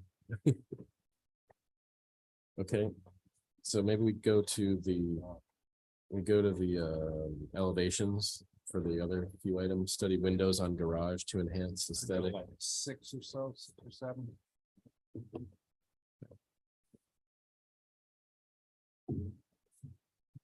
Lost the floor plan on my 6. So Keep scrolling through. floor plan. There's the old beat up house. This is the new one. Okay, so study windows on garage to enhance aesthetic. Does that ring a Yeah, bell? so we've taken that off one side, off the front south elevation, turn those 2 windows on into the west side. Is that And here? we've got some fairly mature trees going to the south of the garage to hide that. Where are we looking at right here? Yeah, that's where those windows used to be on the front elevation. We switched them over to the side, and then landscape kind of break down that gable. Where's our 4th elevation? Next page. Didn't want to switch to. So where is the garage? Is there a garage door somewhere? The garage Oh, doors I see. on the top elevation there, way in the back. Front And then elevation. Study window proportions of clear story to more closely match other elevation. Yeah, so that's, if you go back to the next sheet, our previous sheet, I should say. Along the back, yeah, 2 south elevations, that's interesting. The lower one is actually the north elevation, so we have those 3 gables with 3 clerestory windows. And the way we designed the entry, all of the function, the form of it, those 2 little clerestories up there, just sort of a gesture to the back windows. Okay. Anything else? You guys want to look at the details? This is here for final. Yeah, I've looked at everything. I think. What's that now? The drawing quality of this package is very high, so I very much appreciated the landscape architect detailed this very nicely. The only thing that's missing that I see on the elevations is the call outs for plate heights and finished floors. Architectural details. Yeah, you have that documented anywhere? Sections, so that would be my sheet 7. Okay.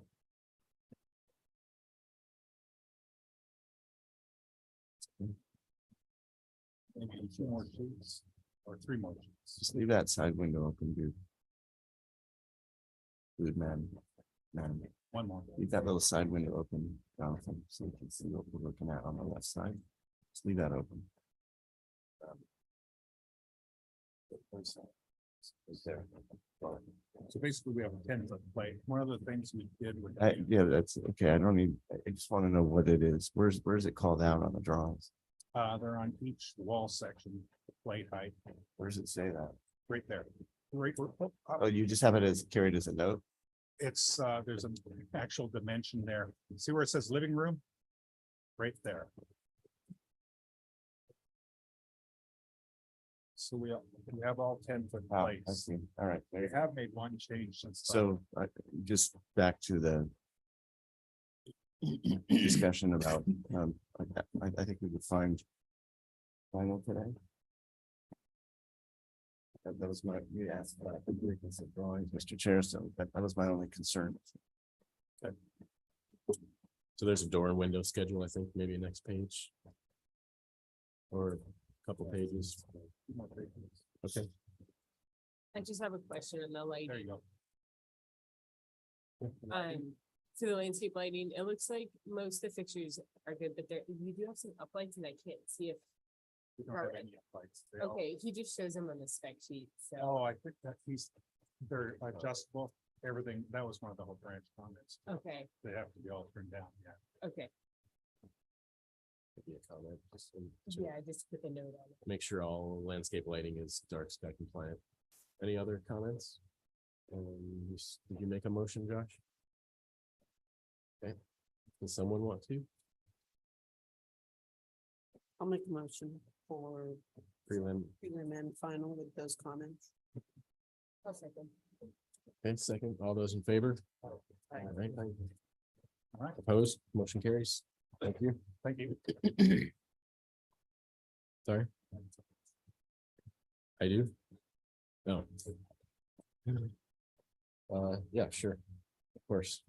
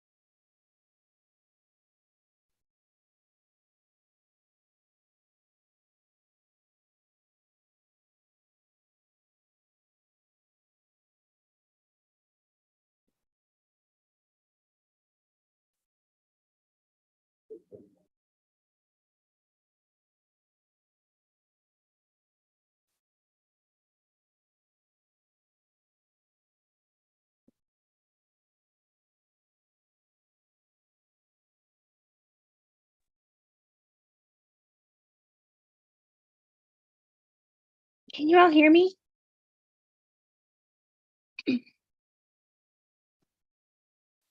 Okay, we're back.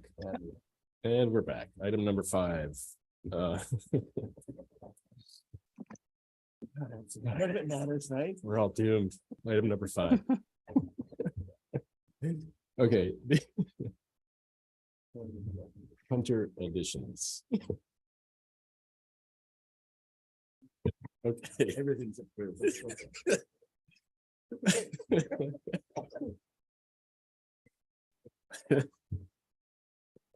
Okay, here we go. Request of Heidi Jones, agent for owners Hunter Family LLC, for a conceptual review of a 310 square foot minor addition to an existing 3,900 square foot residence, new replacement windows and doors, and a new terrace patio located at 3266 Beach Club Road in Carpinteria. Do we have the applicant here? Please. Good morning. Heidi Jones is here, agent for the owner, and architect Lauren Kroger, who will give a presentation. I'll let him run with it, but I just want to mention one thing, and that is that the owner has coordinated with the Beach Club HOA, and they've blessed the plans. We're waiting for a formal letter, and they didn't have any concerns. Okay, great. So it looks like a very minor project. So I'm going to set a timer here for 5 minutes. If you can give us a quick overview and move forward. Thanks. Sure. Lauren, take it away. Sure. Yeah, this is Lauren Kroger, one of the architects on the project. I think it is pretty straightforward. What we're talking about is just a 310 square foot sort of addition, but it's within the envelope or the footprint of the building. So we're basically enclosing just a portion of the existing sort of courtyard terrace. And as a part of that, we'd also there's an existing pool, which you'll see on the next sheet, but we propose to build a terrace over the top of the existing pool. This is the plan up at the moment is the existing floor plan. The shaded area in the middle there is the area that we're talking about enclosing to create a little more facilitated kitchen remodel. Here, the proposed, this section shows the new enclosed space. The pool is sort of dotted below that. You can see where it exists. It comes right up to the structural line. We'd build a structure over that and cover it with concrete or stone pavers, and the look of the building with the roof plan again that we already saw that on the site plan. So maybe go to the next sheet. The elevations, the lower one sort of shows what's existing. Up to the right, there's an existing living room with sort of full glass top to bottom, front to side, or side to side. We're proposing to add the same thing on the other side, the left side of the structure, at an existing bedroom, so it'll make a symmetrical look. And then the central portion of the building illustrates where the new proposed enclosure would be. It's obviously set back from the face of the building, but inside that courtyard. And then looking a section through it, so it shows the structure where the pool is, and a new floor over it. And then just extending the existing roof line out to that structural beam, which would and adding doors to enclose that new dining space. There's no other site work proposed, no grading, no tree removal, and the materials would all kind of match with what's there. I think that's about it. Great, thank you, Lauren. Questions from the board? Okay, no questions, very straightforward. Any public comment for this item? If so, please raise your hand. Okay, see no one. Comments from the board? This is a minor project. I think it's fine to go to consent for preliminary and final. We just need some details of the administration, and that's it. Really. I agree. Okay. Excellent. Thank you. Thank you very much. Thank you. Still 2 minutes to spare. Okay, moving on. Item number 6, Nevins additions, request of Steve Fort, agent for the owner, William and Nanette and Henry Nevins, for a conceptual review of a residential addition of 905 square feet, 857 square foot garage, 206 square feet of elevated decks. And this is located at 3553 Padaro Lane in Carpinteria. We have applicants here. Names for the record, please. Steve Fort with Suzanne Elledge, Planning and Permitting, and with me today is Mark Shields from Design Arc, and then Glenn Deisler from Design Arc, and also Caitlin Ernest from SEPS is here. I wanted to introduce her so you guys can get used to seeing Caitlin around. She's a new person at SEPS. Great. Okay, I'm gonna say 5 minute again for presentation whenever you're ready. Okay, I'm going to give a real brief intro. It is a addition to an existing house off the non-ocean side towards Padaro Lane. We have not submitted for a coastal development permit yet. We're going to do that shortly after hearing from you folks. It is a pretty modest addition intended to match the existing house. We are going to be requesting a small modification from the setback from Padaro Lane. And you'll see that the request is in line with other properties along Padaro Lane, but we will be requesting that modification. Our client Henry Nevins has discussed the project with the directly adjacent neighbors. So far, so good with them. I haven't heard any issues from them. Their properties also kind of encroach into the setback as well, so we aren't anticipating any issues with that. And I think in the encroachment into the setback, the modification is about 7 feet, 2 inches, give or take. And if you might comment on that, we'd appreciate it as we move forward to the CDP process, and I'll hand it off to Mark.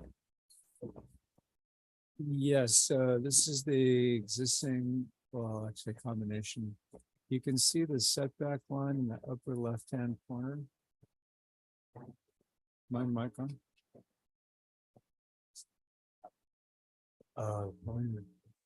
Love these things.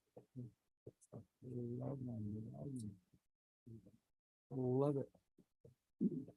Okay.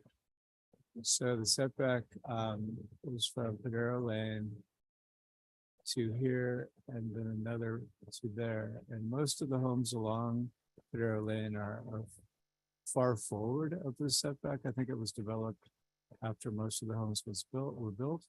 But anyway, we're asking for an encroachment into this setback in the corner of our project here. This plan also shows the existing residence. This is the lower floor of the existing residence. The existing residence is only 800 square feet. And we remodeled it a couple of years ago, and then the owner wants to move forward with, it's only 1 bedroom. This existing home is only 1 bedroom, very modest, super cool little old school beach pad. And then he asked us to add on a proper garage. The existing garage is kind of below grade and too low. You can't even get in it. So it's essentially just storage. So this existing home is up about 8 feet from grade or from the sand. And so because of the wave run-up studies and whatnot, we are also up about 8 feet or 9 feet with our addition, which is to the north towards the mountains. So underneath, we have a proposed 2-car garage and plenty of storage. They have tons of surfboards and bicycles and whatnot. So ground floor, garage and storage, stairs up, existing stairs up to the existing residence. The way you get to the beach is interesting because, can you back, blow that up again? Sorry. It's part of our design philosophy. When you approach the house from Padaro Lane, you can't really get to the beach. You have to go around the house now and down this alleyway. This way to the west is blocked by this house, and it's too low to walk underneath her. So you always go to the beach and this way. Next slide, please.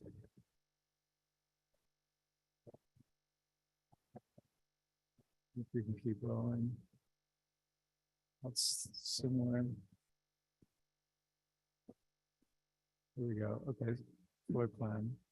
So you can see the existing home here is just 1 bedroom and a nice open living room. We remodeled the corner, fixed up the deck. This the proposed addition is in the back here. 2 bedrooms, 2 ensuite baths, and kind of an open family area. They also have a northerly deck. There's great mountain views here. And so rather than traipsing through the whole house to get to the beach, these guys, the kids, can go down the stairs underneath the house and around, which is typically the way you go to the beach. Next elevation. And the addition is a modest 950 square feet. The garage underneath is 818 square feet. Roof plan, existing gable roof on the existing home. We're proposing a flat roof with parapets. A more modern approach, more craftsman approach. The solar panels on the roof will not be visible from anywhere on the street. Next, please. These are just elevations of the existing home. It's primarily a combination of board and bat and horizontal siding. Due to us, we like the combination, and it ended up being pretty cool. We have a stainless steel awning on the beach side, glass railings, wood stairs. So it's a combination of wood, stainless steel, glass, all painted white. Next, please.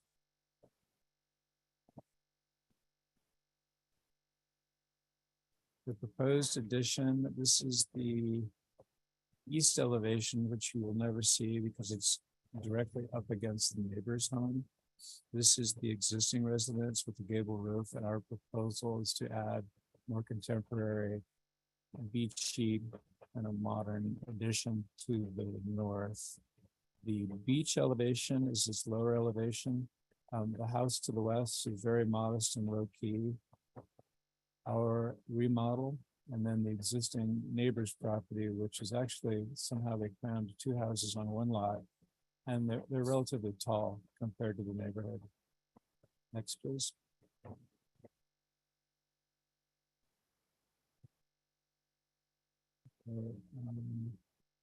This is the Padero Lane elevation, so it's the north elevation.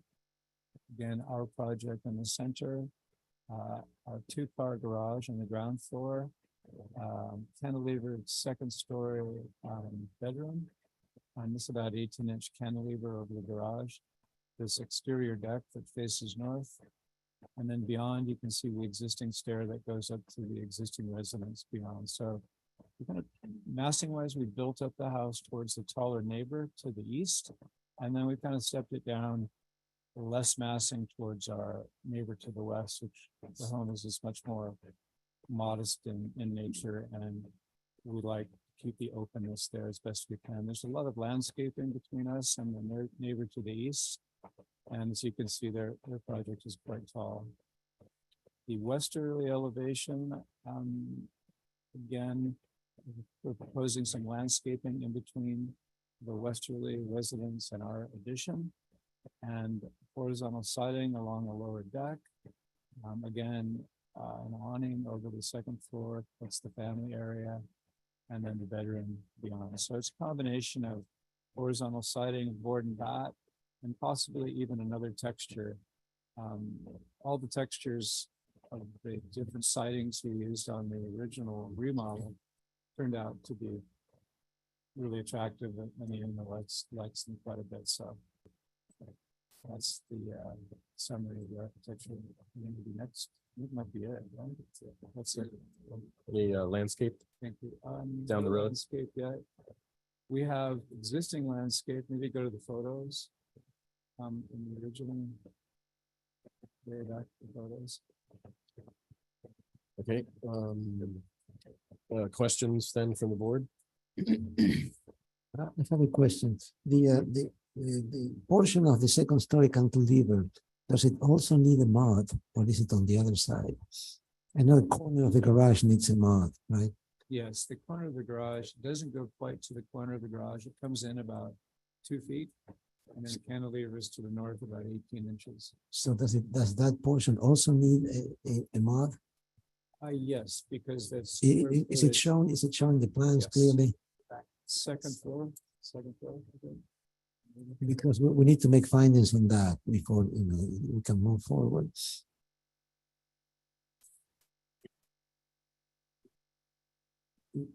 Next one. 4.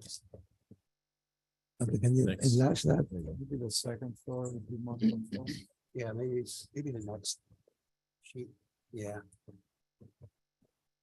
Next sheet.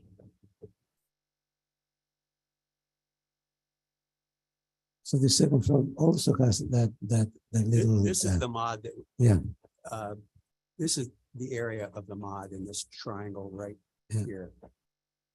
Okay, but the second story also requires. Yeah, the second right, yeah, story. That was Yeah, the yeah, question, yeah. okay. It's just the little trapezoid or triangular plus, okay. Okay, other questions? And I might add, even with that, we're still not proud of the neighbor.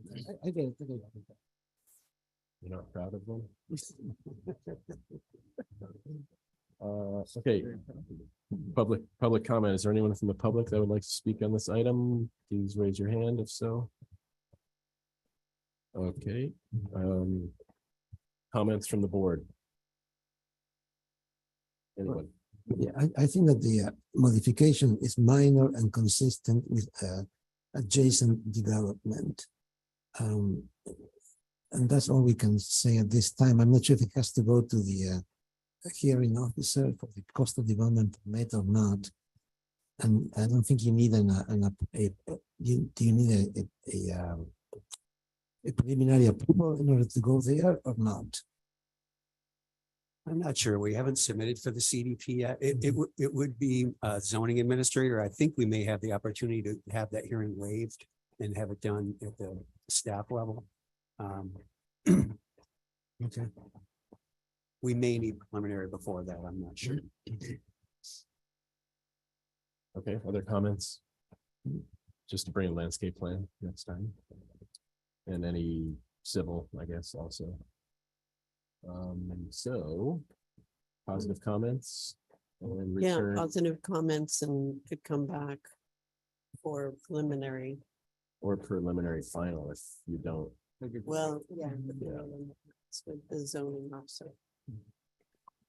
Okay, All right.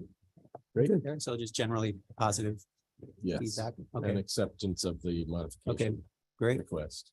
All right. We'll see Okay. you soon, hopefully. Thank you. Thanks. Thank you. Okay, moving on, item number 7, Peruz Bakash. Modification request of Mehdi Hadiji, agent for Ali Peruz Bakash. For further conceptual review and preliminary approval of a modification to allow 2 required parking spaces to be located in the front setback. To replace the parking lost as a result of the conversion of the existing garage to an ADU. Located 6815 Trigo Road. Last heard February 3rd of this year. And do we have an applicant here? Yes, Okay, your name for the record? my name is Mehdi Hadichi. Okay, thank you. And so we do have a planner memo. which Yes, the board just requests to have landscape architect drawing and we provide that. Yes. That was the only issue. Read the planner memo real quick. So the project is for a modification to allow the 2 required, I already said this. So modifications require design approval, which states the project shall be subject to the provisions for SBAR and shall be scheduled to be heard by the board for preliminary review and approval only before the project being heard by the zoning administrator. Project must receive preliminary approval and the SBAR must make the following finding prior to action on the modification. That the modification is minor in nature and will result in a better site or architectural design as approved by the BAR in compliance and or will result in greater resource protection than the project without such modification. We also have a few comments from last time, which state 1 member believes that parking in the front setback is not supportable due to neighborhood compatibility. Second comment, applicant to provide landscape plan within front yard to organize parking, incorporate physical barrier into landscape plan to ensure parking doesn't occur except within specified parking spaces on the site plan. So maybe we should just go right to the landscape plan, which, there you go, which shows the solution. And if you want to, Mr. Chair? Pretty straightforward. If you want to just give us a brief presentation on this. Unfortunately, the landscape architect, Rob, he's out of country, so Yeah, I think we can, sir, we can see the solution here, and I think Yeah. it solves what we were Thank you. worried about, and that was parking in the front yard. And we had a chance to review these plans over the last few days as well. And it has a fence too, right? It's not a wood fence, but separated, yeah. Can you see what that is called out as? What is it, item It's number? right there. What is that? Yeah, can you tell us what that fence is? It's a wood fence matching with the existing in the east and west side of the property. And what's the height? As 3 feet 6. 3.6, okay. What's B and C? What's this? Yeah, what is that over there, B and C? Can B you and zoom C. into the bottom right? Gravel.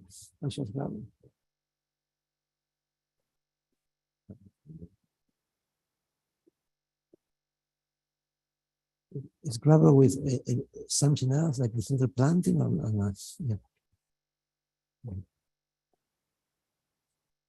Yeah. Okay. Okay, so it's a gravel walkway. Okay.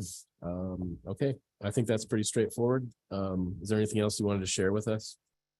No, I think that's all. Okay, questions from the board? We just had them. Is there anyone from the public that would like to speak on this item? So please raise your hand or press *9 if you're on the phone. Okay, see no hands, comments from the board. Sure, go back to the site plan. I think it's perfectly, it's what we asked for, and it looks like a good landscape plan and a division, a separation with a protection of the front yard from the excessive parking, which is what we requested. So I move that this is ready for preliminary, right? Yeah. So I make a motion for preliminary approval. Excuse me, Alex, can we get the final? No, sorry, well, it's only agendized for preliminary, but you can come back for final. I have a comment. Hold on a second. It needs a modification, right? Yes. Yes, we have to go to The modification officer. The Right. modification. So you can't get final before you go there. When you get a modification, right? Is that right? Right. Okay. So John, you got a comment? Yeah, I think that the fence around the front is inappropriate. I think that the landscaping should be exposed there. And a curb running around where the fence is so that a car can't drive up onto the lawn. It seems that, we have a problem here with cars on the lawn, and the landscape would improve the visual effect, and the fence would block that off from the street view. I think that where the fence is in the front should be a curb, which, maybe 2 blocks or, concrete block that so the car couldn't drive in there. And I think it would make a more inviting and aesthetically pleasing solution. Okay, that'd be my comment. Okay, any other comments? Landscape architects want to weigh in on that? Unfortunately, he's out of country. No, our landscape architects. Oh, I see. I think he talked to the landscape architect on the board. Well, So I think generally the plant palette is acceptable. I think the Arbutus marina trees, it's a good choice of species there. Regarding the fence, it's hard to tell if there's any planting on the street side of the fence, but I think there's some value in John's comment that potentially the fence could be on the if they want an enclosed front yard with the fence, it could be on the inside of that first layer of planting, the south of the and then so it has better street appearance, but still gives them the enclosure. Maybe they're wanting. Mr. Chairman. Okay, why don't you make a comment about like dimensionally, just say Okay. like how many feet of planting do you want from the street to the fence? I'm just gonna say, consider placing the fence inside the first row of the planting on the street side. And A is decorative rock. It's just going to be very ugly from the inside is all. Now, so I guess if the fence had some perforation to it and plants were allowed to grow through it. Well, then they just redo the planting plan. I was thinking it's just like a one move. Yeah. Because right now. Yeah, I think that's fine. Is there a narrow planter here that is gonna indicate he's gonna plant in front of it? So I think the comment is move the fence to the interior of the planting along the street and the driveway side. So that there's a better, softer street presence. Or move the fence back to create a 24-inch planter on the street side and put some plants in it. That's the same thing. Okay, but you understand what we're getting at here. Yeah, so it looks like we're gonna get a preliminary approval today, which means you can submit to the building department or go to the staff hearing officer, but this minor change, and then, so the idea would be to return to full, to consent for final approval. Okay, any other comments? Or I guess we need a motion. Make the motion so that it's an option to move the fence. Is required or it's considered? I think it's, I think John has a good point that the only thing you'd see here from the street is the fence. So I don't see what the fence looks like. I don't know if is there an image somewhere here, Jonathan, that shows what that fence looks like? But if not, yeah, I think it's, the comment is move the fence to the interior of the planting. Okay, all right. So that then I make a motion for preliminary. It should be 48. It's 42. No. It's 42 inches. No, that's the height. fence. I think John is talking about the width of the planter. I'm concerned that if the driveway keeps getting any wider, it will become like it will become another car parking there. That's Well, you're just talking about moving the fence back along the road, not over the I driveway. think we're talking about the side of the side as well, right?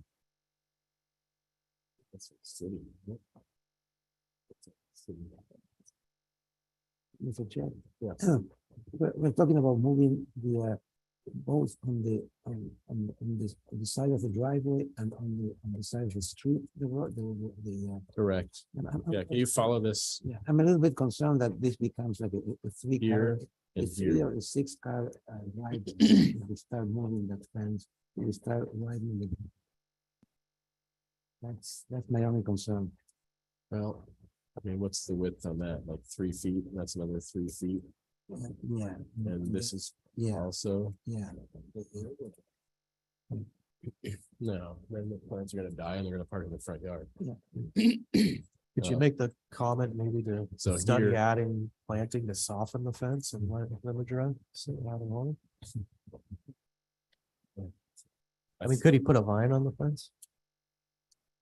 Rob. Yeah, okay, so the comment is consider ways to soften the fence by either moving it inside the planting or adding a small planter outside of the fence, but we don't want fence directly adjacent to, you know, we need a planter between the fence and the walkway or the street. Or eliminate. No, the we don't want to fence. eliminate the fence. Okay. One minute. I'll make the motion with that comment. Is that unclear enough, Willow? Unclear enough. I think I got it. Okay. Great, so that's return for final on consent. So that's a motion. We need a second and a vote. I'll second it. Okay, second, all those in favor? Aye. Opposed, motion carries. Thank you, gentlemen. Thank you. Moving on, item number 8, the Sullivan new single-family dwelling request of Steve Welton from SEPS. Agent for the owners. Sorry. William and Taggy Sullivan. For conceptual review of a new residence of 4,171 square feet, 863 square foot garage, 610 square foot pool.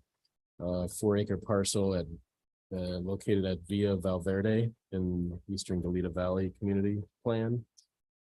So We have applicants here again. Please, your names again for the record. Yeah, thank you. You've been so efficient today. We don't have our full team here, but Steve Welton from SEPS, we're the agent for the owners. The owner is en route, but may not make it before we get to the item. With me is Mark Shields from Design Arc and Glenn Deisler, and Jessica Harlan from Barefoot is also en route, but I think we'll be okay with. She doesn't Okay. come. The parcel, just so you know. 10 minutes, whenever. Yes, Yeah. thank you. So the parcel itself is vacant currently. It was created by Parcel Map in around 1985. That parcel map created a building envelope, and just so you know, all the development's going to be located within that development envelope. It's served currently by a well. We are pursuing a well with a single parcel water system with EHS, and there's on-site sewer. With that, I'll hand it off to the Design Arc team. Go ahead and run through the plans with you. Yes, good morning, Ben. That's a nice site. It's about 4 acres, and we have a fairly significant ESH setback, which we've confirmed with Mark de la Garza. So we're all within that setback. You might, yeah, that's essentially the line. You might move forward to the site plan. More, let's go to the photos, I guess. It's an open, very open site at the moment. Predominant exposure is just open all the way around. There's a neighbor to the east who is the former owner of the property, who's fine with our project. The views are primarily northwest towards the mountains, so our project is oriented in that direction. And surrounded to the north by a kind of a swale barranca with a lot of there's shrubbery in it. You can see that in the upper right-hand corner. And there's an existing paved road driveway, which we're abandoning, and we're just coming over a portion of that with the new driveway. There's an existing large eucalyptus tree to the south, which is down in the lower right-hand corner. But other than that, the site's very open, and the neighbors are not really on the property lines. There's 2 neighbors to the south that we've met with, and I don't think there are any objections from them.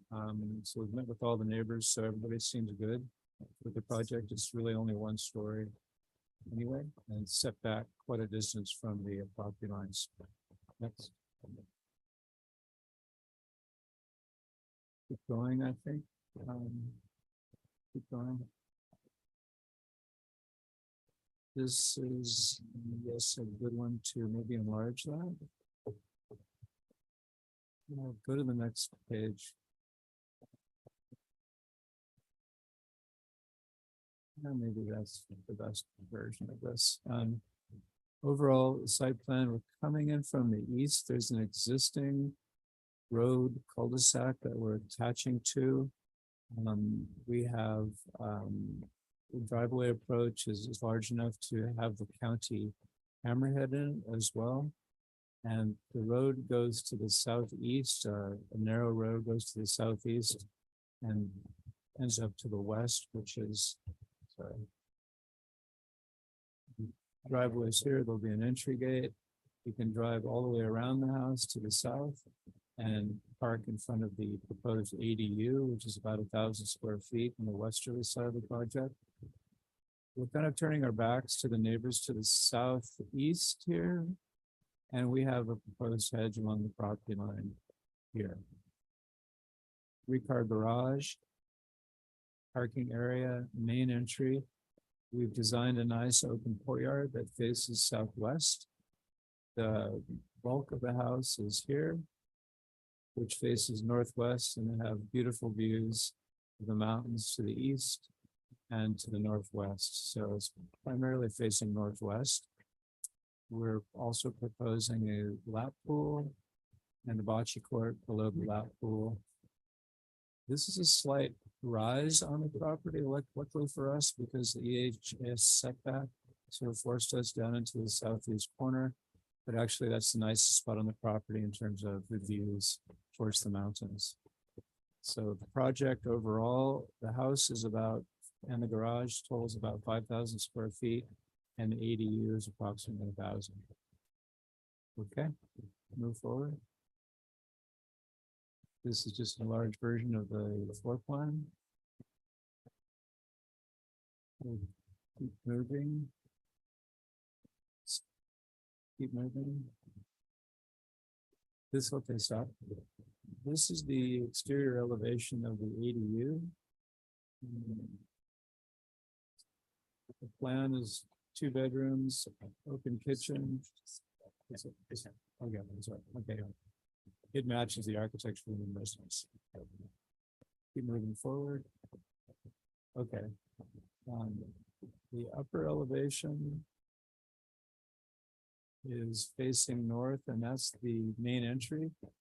3-car garage to the left, main entry door, which actually opens up into the main courtyard. You would turn right and then enter the living room, which is to the right.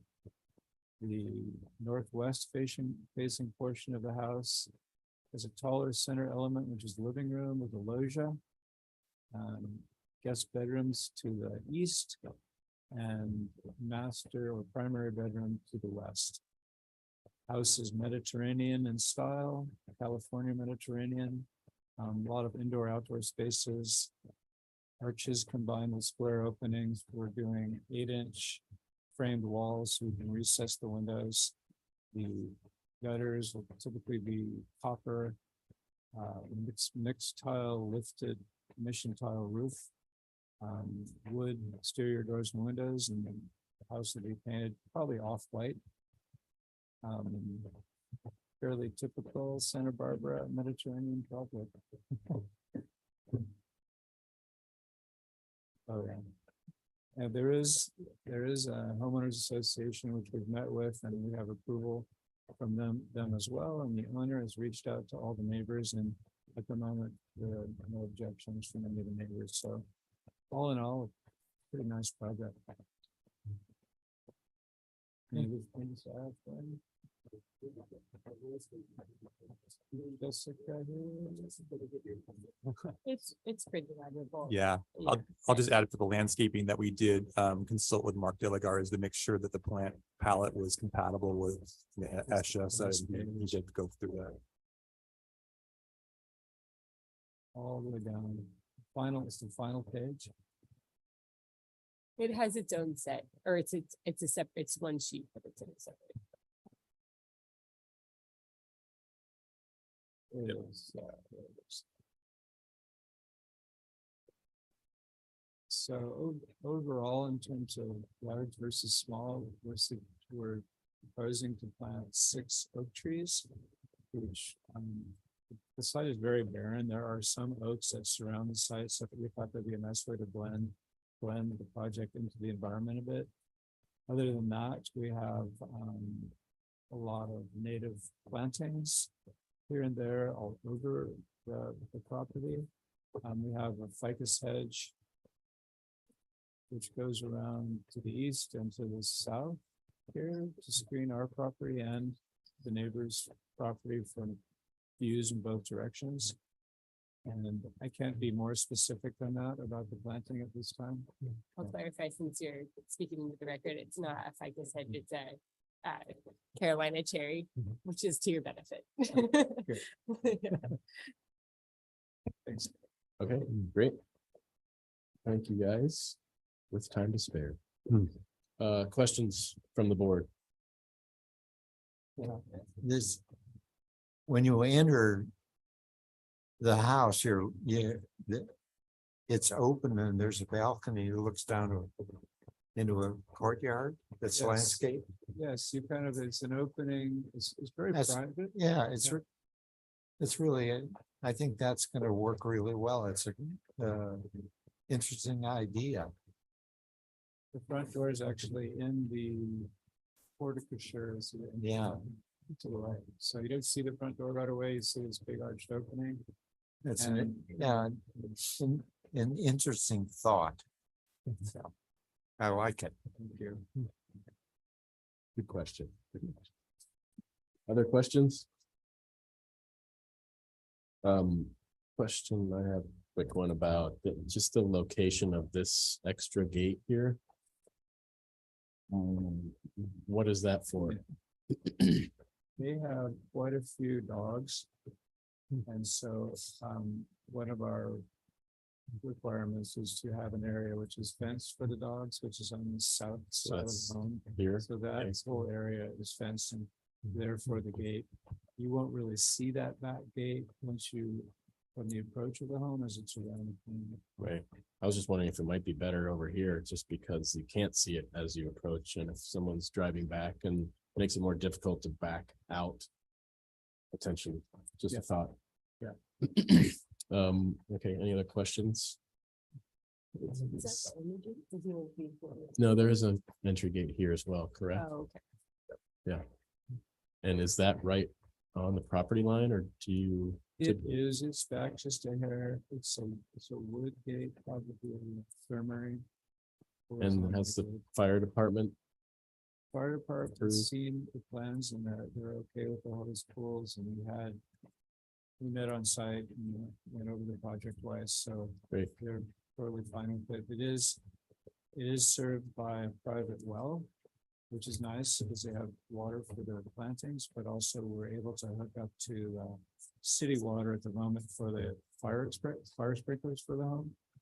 And hopefully we'll get city water if Goleta opens up the water moratorium with all the water we've had this year. There's rumors of that happening, but we're proceeding with the well at the moment. Okay, very good. Any other questions? No. Public comment? Is there anyone from the public who would like to speak on this item? If so, please raise your hand. I see Mark Melton, your hand is raised, and so whenever you're ready, 3 minutes. Yeah, I'm one of the neighbors on 5211 Via Valverde. Can you hear me? Yes. Okay. And my primary concern, you mentioned that the fire department's looked at it, is the section of Via Valverde that they're attaching to. It's considered, I believe, a private driveway in this property, so it only serves 3 parcels. And I believe currently the road is wide enough. Is the fire department or any county proposing that we widen the road? We haven't received a condition letter from the fire department, but they didn't express that need at our visit with them. Okay, well, I guess I just want to go on record. I mean, my belief is it shouldn't be required, but that would be an issue for us because our building is not that far from Via Valverde. So if it were to encroach further because of widening. It set the width and was approved by the county. And then secondly, we also met individually with county fire staff, and they will review it again and provide a completion letter. We don't have that letter yet, though. Okay, well, so can we know what the map is so we know what they're looking at? Yeah, I think if you can get in touch with the applicants here, it's not really our purview, so you guys can talk behind the scenes regarding that. Okay, yeah, we haven't talked with the applicants. Nobody's reached out to us so far. So that's our primary concern. I know that our neighbor who is Marianne Lang, she's just across Via Valverde from us. She shares the same concern about widening the or potentially needing to widen the Via Valverde extension that exists. And Okay. the other thing I would like to kind of ask or put on the record is, so I don't know the scale of the gate or the plantings or things that are considered along the sort of north side of Via Valverde, because the part that they're not building on, the environmentally sensitive habitat, now it's pretty open because there's a chain link fence there, and would not like to see it sort of walled off, like, Montecito, where, all of a sudden we've got this giant wall of whatever, and kind of impacting our ability to view and see that part of the property. I don't think it would impact anybody being able to look at the house or anything like that, but if that makes any sense. Okay. You understand what I'm saying? Yes. Is there a site plan that we can see that has the road and the neighborhood? Yeah, Just to back get up to the context 5th of page or what's something like that. saying. The architectural site. Yeah.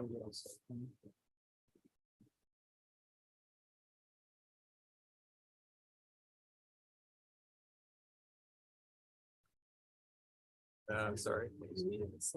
It's in there. Yeah.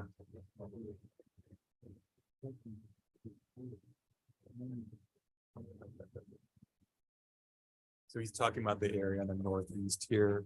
So as you drive in, that's an easement on the very east far right side of this drawing. Right, the part that's kind of across from 5215 via Valverde. And right before where they're proposing to put the gate, all of that is sort of right now just a big chain link fence. And so it's pretty open to be able to see into the environmentally sensitive area. And I just wouldn't hate to see that get walled off so that, you know, people can't view that anymore. Got it. So what is your proposal for that section? Would it just remain as is?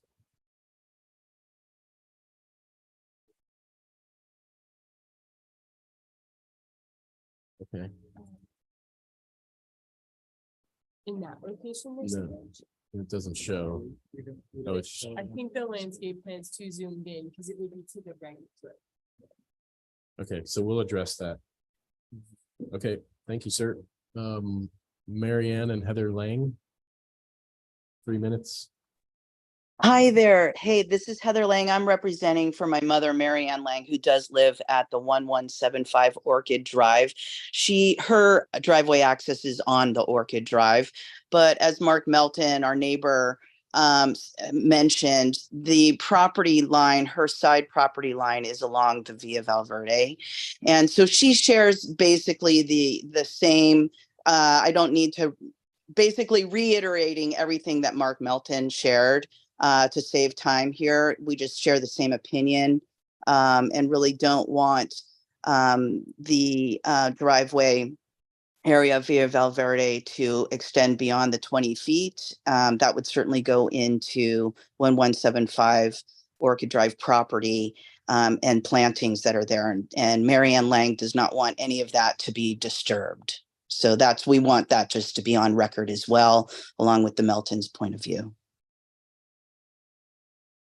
Okay, thank you. Thank you. Jocelyn Davis.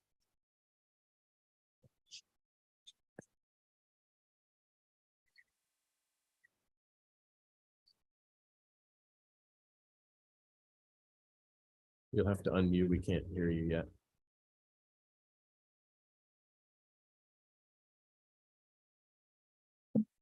Jocelyn, if you can hear us, please unmute yourself.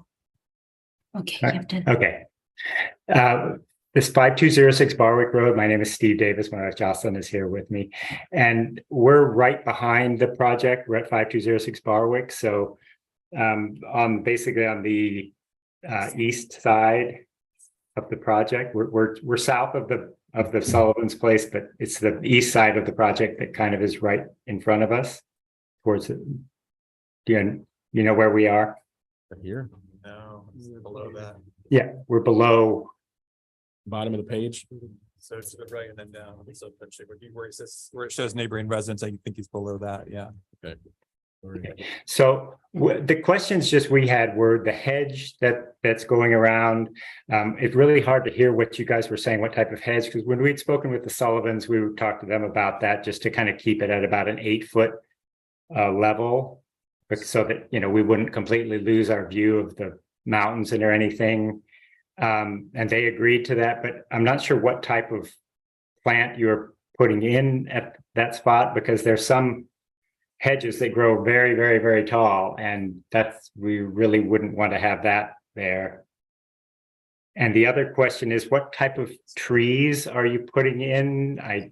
We couldn't hear when you guys were speaking about that, because if they end up being big, large trees, if they put in 5 or 6 trees on that property, they can completely block our view, the Melton's view, the Hammer's view, everybody's view. So we were just wondering what type of plants were going in. Right. I heard someone say something about a Carolina cherry, and I just looked that up, and those grow pretty tall. And if those are against our wall, that would completely potentially block our mountain view. It's called Brighton Tight. It's a smaller variety of the Carolina cherry. I think they're 8 to 10 feet high at the most.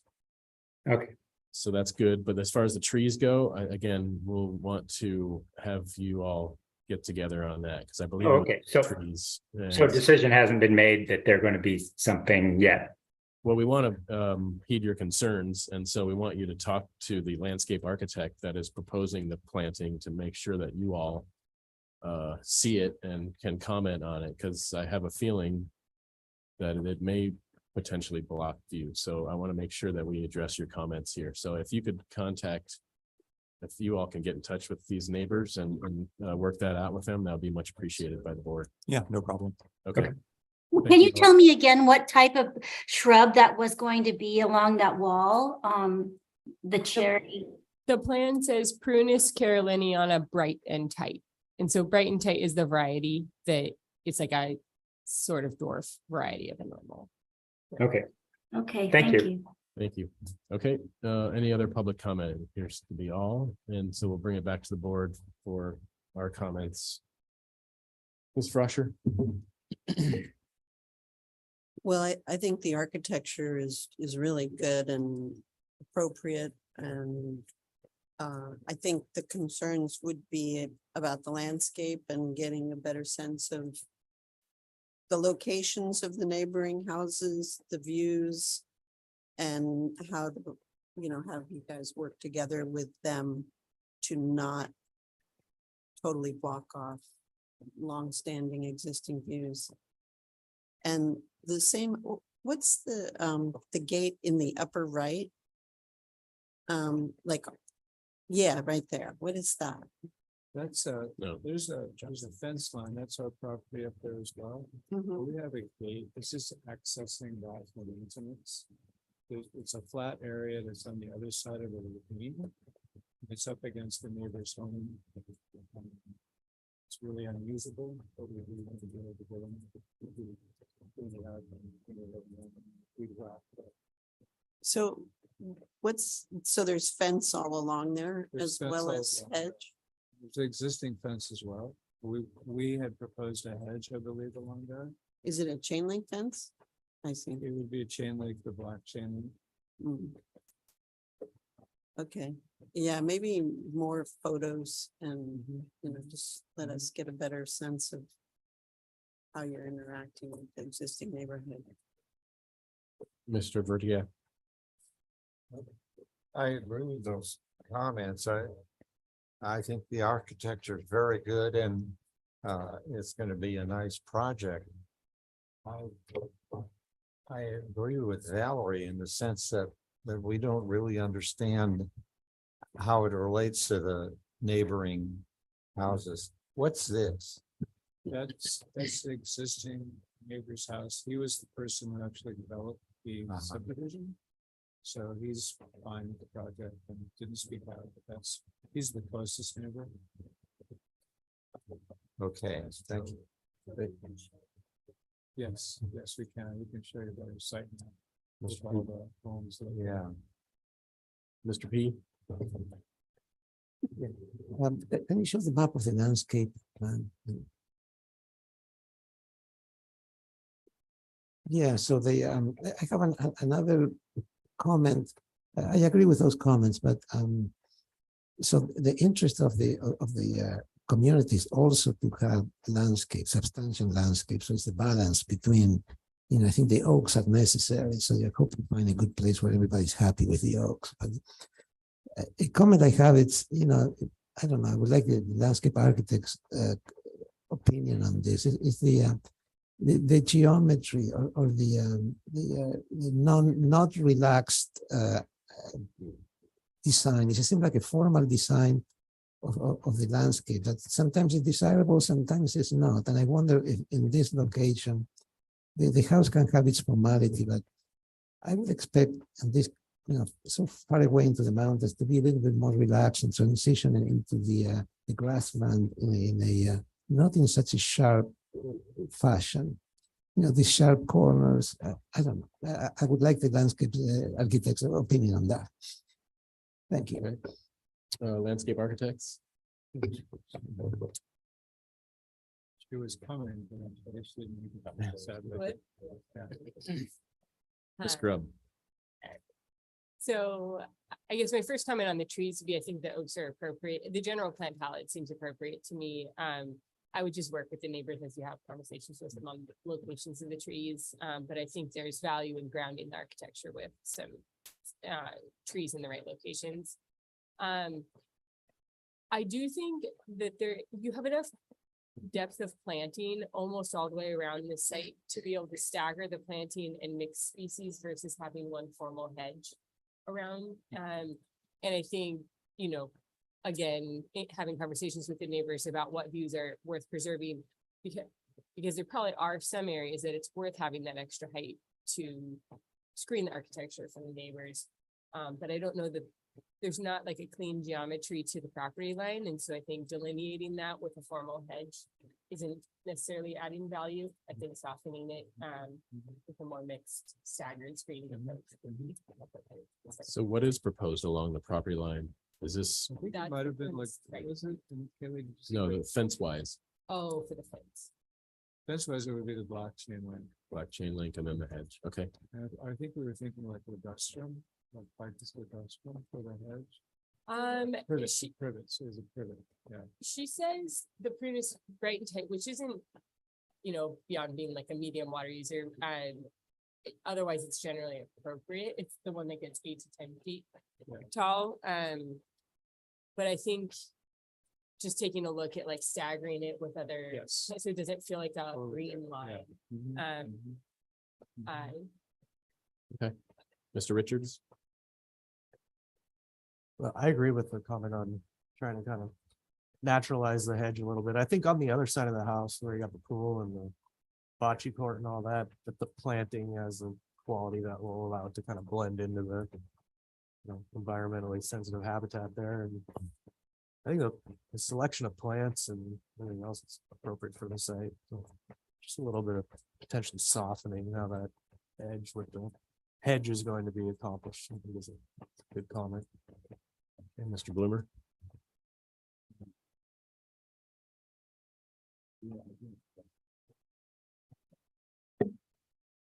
Does anybody on the board think we should be doing any story polls for this?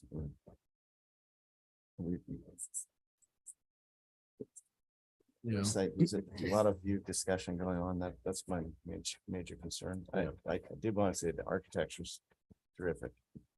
The Yeah. design seems high quality. So in terms of neighborhood compatibility, mass bulk and scale, I don't think we have any issue. Sounds like what we're really discussing is approach and view corridors and landscape issues. Yes. Yeah, I'm having a little trouble understanding the context too. So I think a site visit might be a good idea. And I'm doing I think- ads from the rest of the board. as well. On our own or an official site visit? I would think an official site visit would be warranted. What do you think? Well, I think that site visits take a couple of hours out of your day. It's just the same. We start the hearings and. We could do it on our own one. Yeah. That's fine too. Yeah, that works. There's a secured gate. Make sure you get the gate code so you can get through. Okay, so how do we go about getting that information? Can you give that to your planner so they can then send it to? Yep, each, we can do that. Each board member, okay. So my comments. Yeah, I definitely agree that the hard straight hedge all the way around may not fit in very well with the community, but again, haven't seen it yet. So I think a mixed naturalized planting around the perimeter with some strategic height in certain areas may be necessary. And then also, we want to get an idea of where the trees are proposed to be located and how that may affect existing neighboring views. And then there's kind of, unfortunately, the driveway kind of wraps all the way around the house. And I guess it's because of this ADU, but then there's this extra, so there's a lot of paving. And I'm wondering what is the need for this extra bit of driveway down to the bocce court? It's all about the hose pool for the fire department. That is? Yep. Huh. Doesn't have to be, how wide is that? That was 12, I believe. Because they only need 4, right? 4 feet wide width. Oh, the truck actually backs down to get. Yeah. full 150. Because they're not coming all the way around here, Right. right? No. That's just for access for parking for. Okay. And what is the driveway materiality? It is a cobble in the turnaround area, and then Here? Jessica has a mix of gravel and over road base. There's grid. Yeah, the geogrid. So it's kind of a natural driveway. It's not paved, but that's not asphalt. Okay. Sounds good. I think that's all I had. Any other last minute comments? This is first concept. I just want to reiterate the idea of breaking up the linearity of the hedge. I think that's be very valuable to the way this would integrate into its 7th. And eliminate or provide reason not to, but it looks like you're proposing this hedge run along that existing chain link fence. Realize that as well. By the way, this Bill Sullivan is the owner. Okay. I think the comment from the neighbor was they have existing views out into this habitat. So any kind of hedge might be, is there a need for that hedge? Other than to privatize the property? I think your comments are well taken, and we can definitely loosen up the hedge and make it feel more naturalized. I think that's a good definition for that. That's along this section. And we're talking like over here. Yeah, even there. Maybe have some windows or to keep, yeah, okay. Well, we'll just want to see the planting proposed for that section. Yeah, I think what maybe they're possibly complaining about is that the hedge parallels the roadway, and there's really no view of the naturalized area that way. But the fence then turns and goes north. And so there we would definitely could even eliminate landscape. Okay. Because that person faces northwest. Got it. The view of the Barranca. I see. The mountains is that direction. Okay, great. Yeah, so we just want to see whatever's being proposed. That's As not far as the yet roadway, shown. I did catch what that fellow was saying. The road is wide. It was. I think he didn't want it to be widened. Yeah, I think he wants to narrow it, but maybe that's. No, I think what he was saying is that he's concerned that the fire department would require a widening of the road. Right now, I don't think it's gonna happen. Sufficient. Yeah, okay, great. Good. Thank you, gentlemen. Thank you. We will, so return for preliminary approval full board and help us coordinate a site visit on our own for each member. Thank you. All right, moving on, item number 9, Danev modification pool. Request of Sarah Bronstadt, agent for the owners, Slav Danev, for conceptual and preliminary approval of a project for a new proposed pool of 20 by 40 and a 1,200 square feet of surrounding hardscape decking. And this is 4178 Cresciente Drive, last heard June 2nd. And we do have a planner memo. Do we have the applicant here? If so, please. I'm here. Can you hear me? Yes. Okay, great. Is it Sarah? Okay. Yes. This is Sarah Um, Bronstadt. So planner memo project is for a modification to allow the new swimming pool and an as-built uncovered outdoor barbecue area of 40 square feet to be located within the front yard setback, which requires design review. And the project must receive preliminary approval from the SBAR, and we must make the findings prior to action on the modification, which states, Jonathan, modification is minor in nature and will result in better site or architectural design as approved by the VAR and will result in greater or will result in greater resource protection in the project without mod. So if you can give us I think we understand, Sarah, but a quick presentation here. I do. And in fact, it is this presentation. Would it be possible if I could share my screen so I can control the timing? Yeah. I mean, this is. Oh, it's disabled. Okay, that's fine. This can work. Well, It's I fine. think we may be able, it's just if this is here for concept and prelim, so as long as it's exactly the same as what was presented to the. It is the same. So that's fine. Let's run through this. Excuse me. Okay, so I am the land use planner, Sarah Bronstadt with Brownstein Hyatt Farber Schreck. We also have Adam Cunningham, who is the plan preparer. These plans that we're going to review today are very conceptual. We're really here for an early stage. We need conceptual and preliminary before going to the zoning administrator for the modification. And then once we kind of get a green light on that, then we're going to come back with full plans. So if you could go to the second slide, please. So as the planner memo said, that we're here for a new pool, and there's an as-built barbecue with a sink area. So because this project is in Hope Ranch. Sorry, Sarah, we can skip past all this. I think we just need to see the meat of this, and we understand. I think if you can let me go through it, it'll answer like any questions that might great. come up. So Go ahead. just please go back. Thanks. Okay, so because it's in Hope Ranch, we have to go through, and they have the same setback rules. We've had to present to the board of directors there and get a variance going. And then we also have been to Hope Ranch ABR and received preliminary. So today we're here with hopes that we can get the conceptual and preliminary review. Then we're going to go to the zoning administrator, who's the decision maker for the modification. And then we'll go back to Hope Ranch for final ABR, and then we'll be back to you for final review as well. So again, the plan, this is early stage, but we just need to get through this process. So the next slide is the an elevated view of the front. This is off Crescente. And so the improvements that we're talking about are on the north side, on the opposite side of this building. Scroll down, please. And here's the street view of that same elevation, the front elevation. You can see there's quite a bit of landscaping. Okay, next slide. So you can see here, this is a corner lot. That yellow arrow represents that driveway you just saw in the previous photos. The blue square represents where the pool would go. The orange square is where the barbecue is. So you could see this is all, we are talking about setback mod from Marina, but really it's the backyard is how it feels when you're out in that property.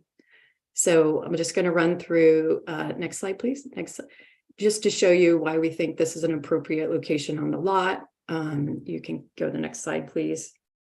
You could see the red triangle is essentially the area that's not within a setback on the property.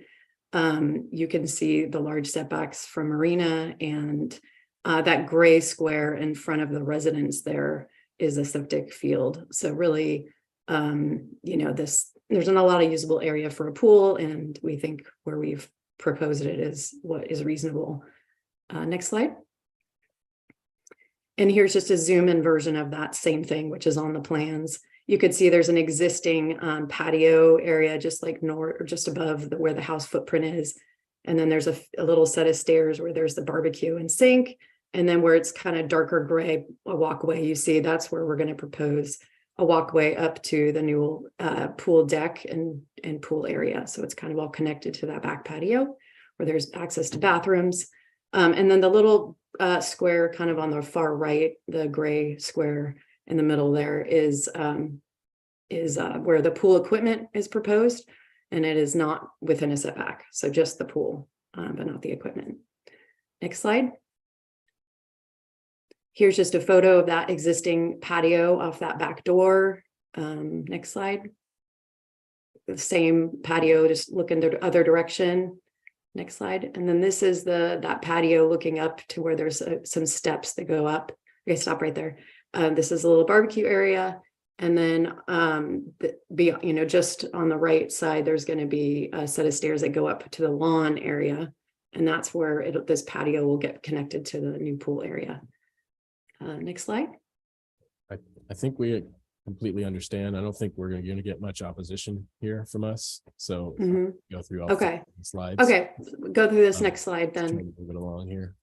Yeah, sure. Just keep going then. And you'll see this is just, you could see the property is fully screened. Yeah. There's no visibility of this. Significant existing landscaping.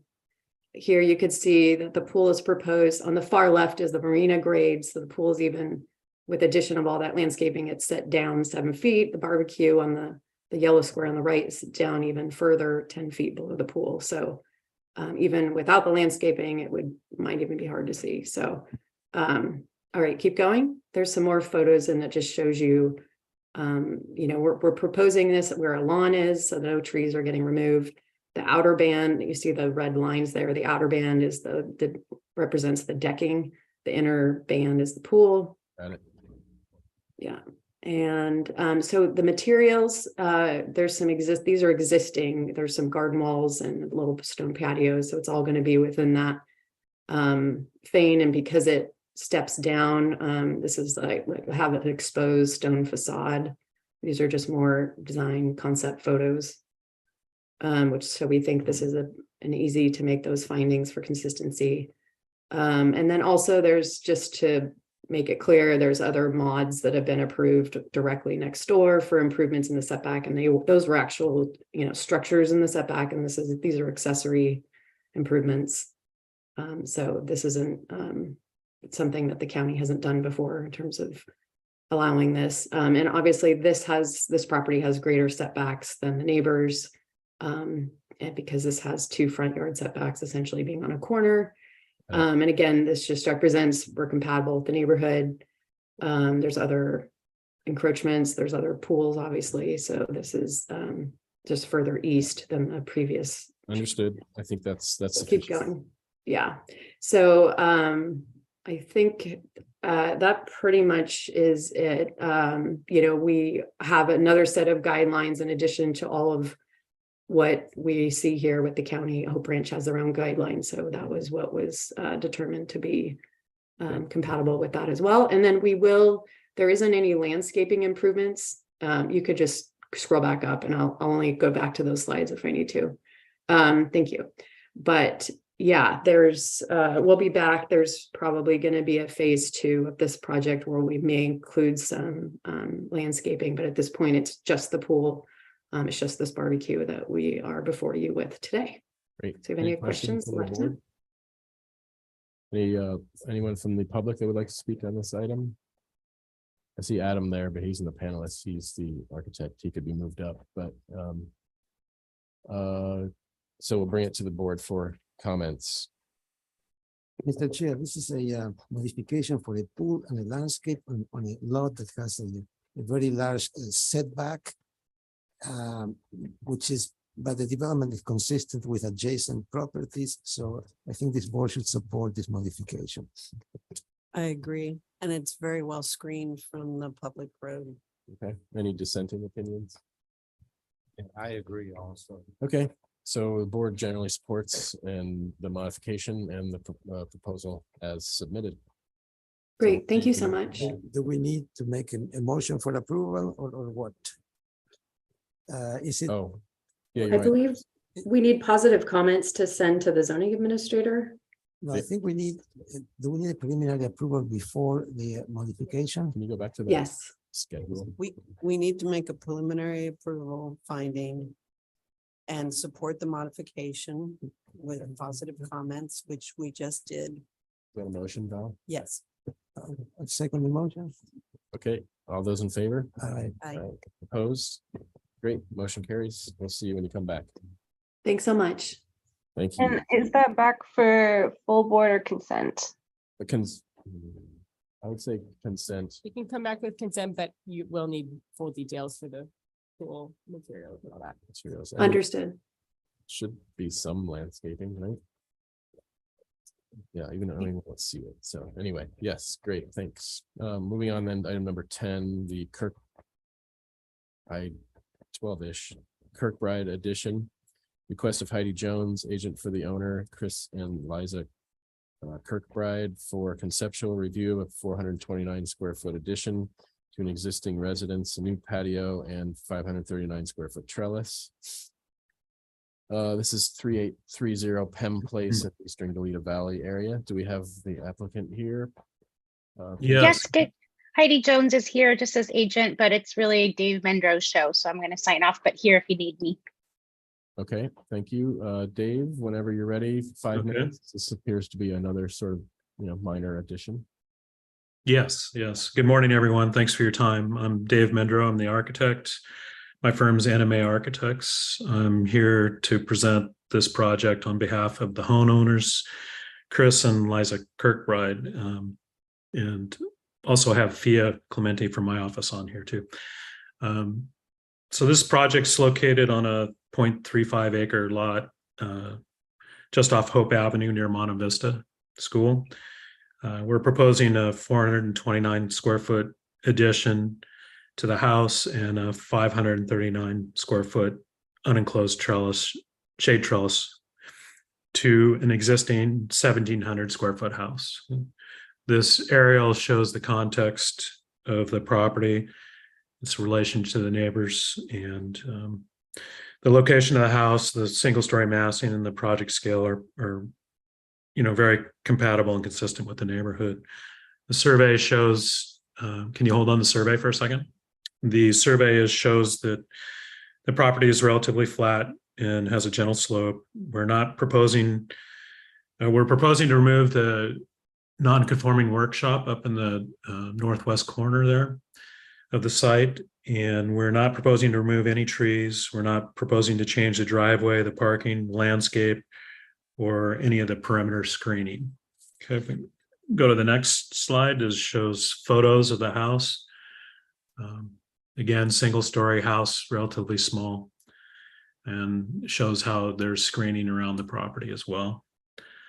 If we go to the next slide, site plan, again, we talked about the workshop that's going to be demolished. There's the existing residence and the existing garage, and our addition is connecting the two, that dark area.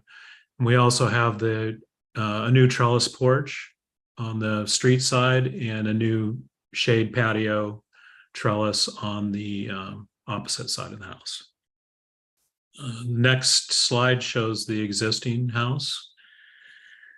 And the next slide shows our proposed floor plan with the infill, where we're expanding the kitchen and dining area. We're adding a mudroom.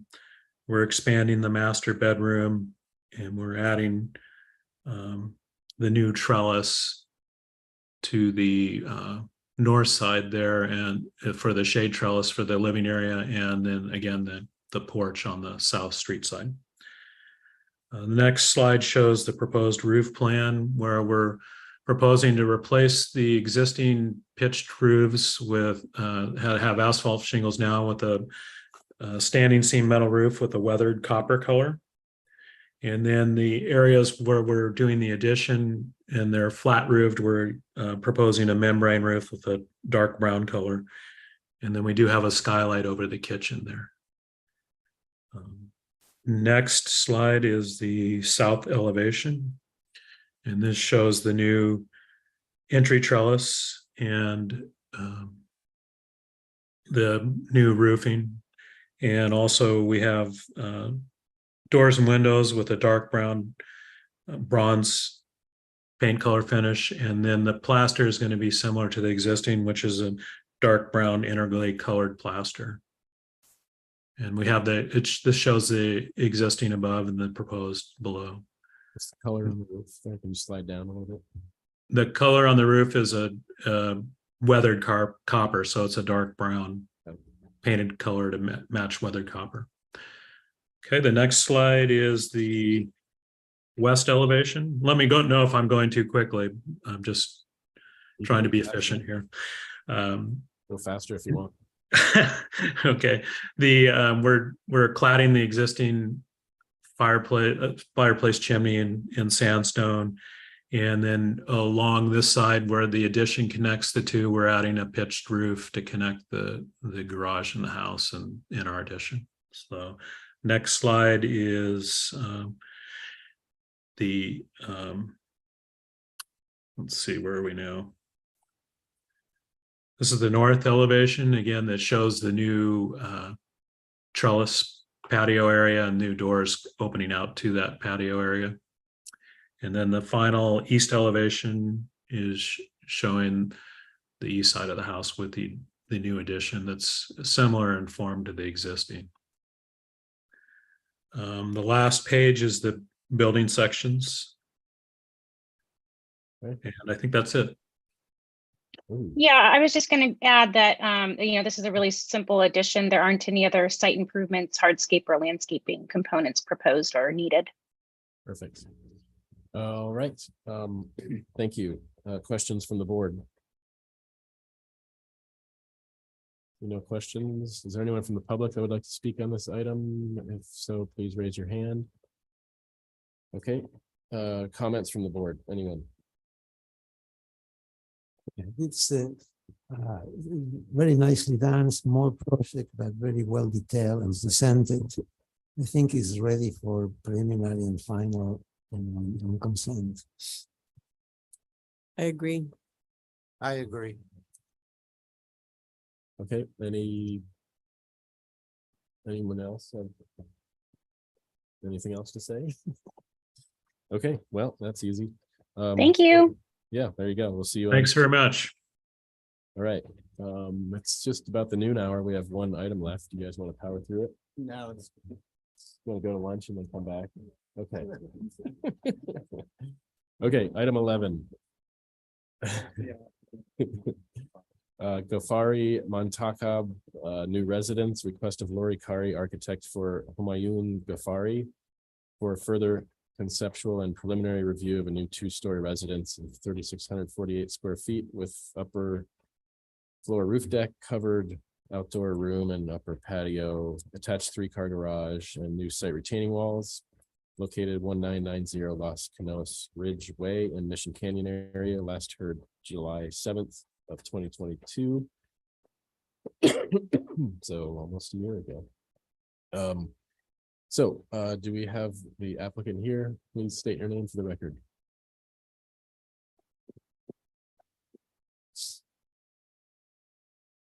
I don't see Lori on. Mr. Ghaffari?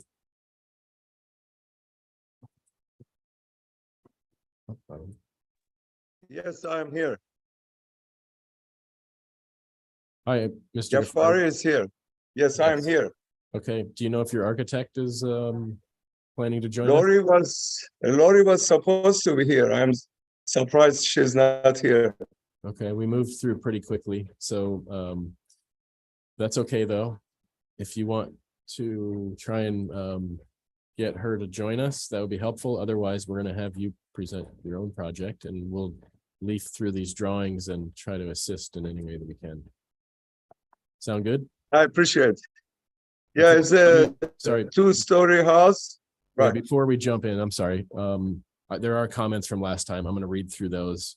So if you can, focus on the changes made based on those comments, that would be helpful. So the first comment that we mentioned last time and last July was that the mass, bulk, and scale are acceptable. Secondly, we need to address the solar exposure on the south elevation, so consider larger overhangs. C, landscape plan needs further development and enhancement. Proposed landscaping is anemic and does not blend in well with the site. D, study opportunities for more inviting sense of arrival. E, pool deck appears excessive. Look to introduce more trees and shading opportunities and make less monolithic. So if you want to go ahead and walk us through the plans with an eye towards these comments and show us what has changed. The major modification is landscaping. If we go further down on some of the drawings, you will find full landscaping all around the pool.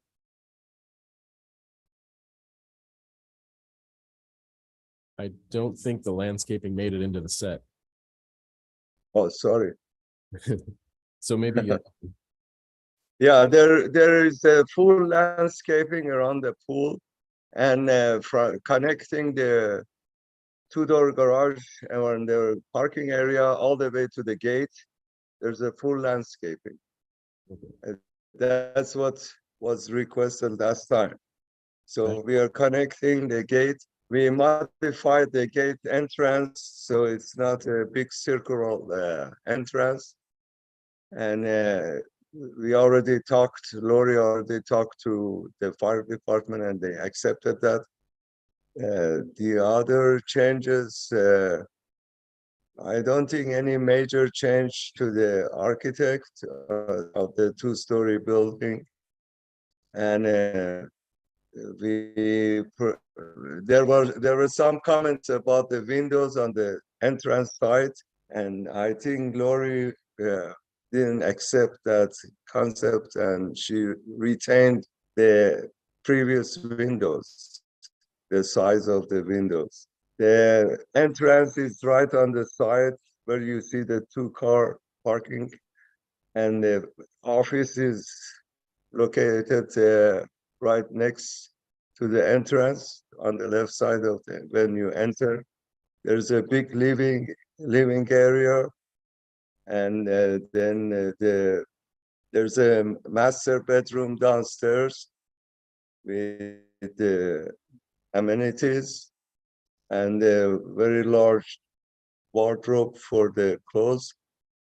There is a extra bathroom, full bathroom when you enter on the right side. There's an open kitchen area, so it has a very good flow from the kitchen to living space and the dining room.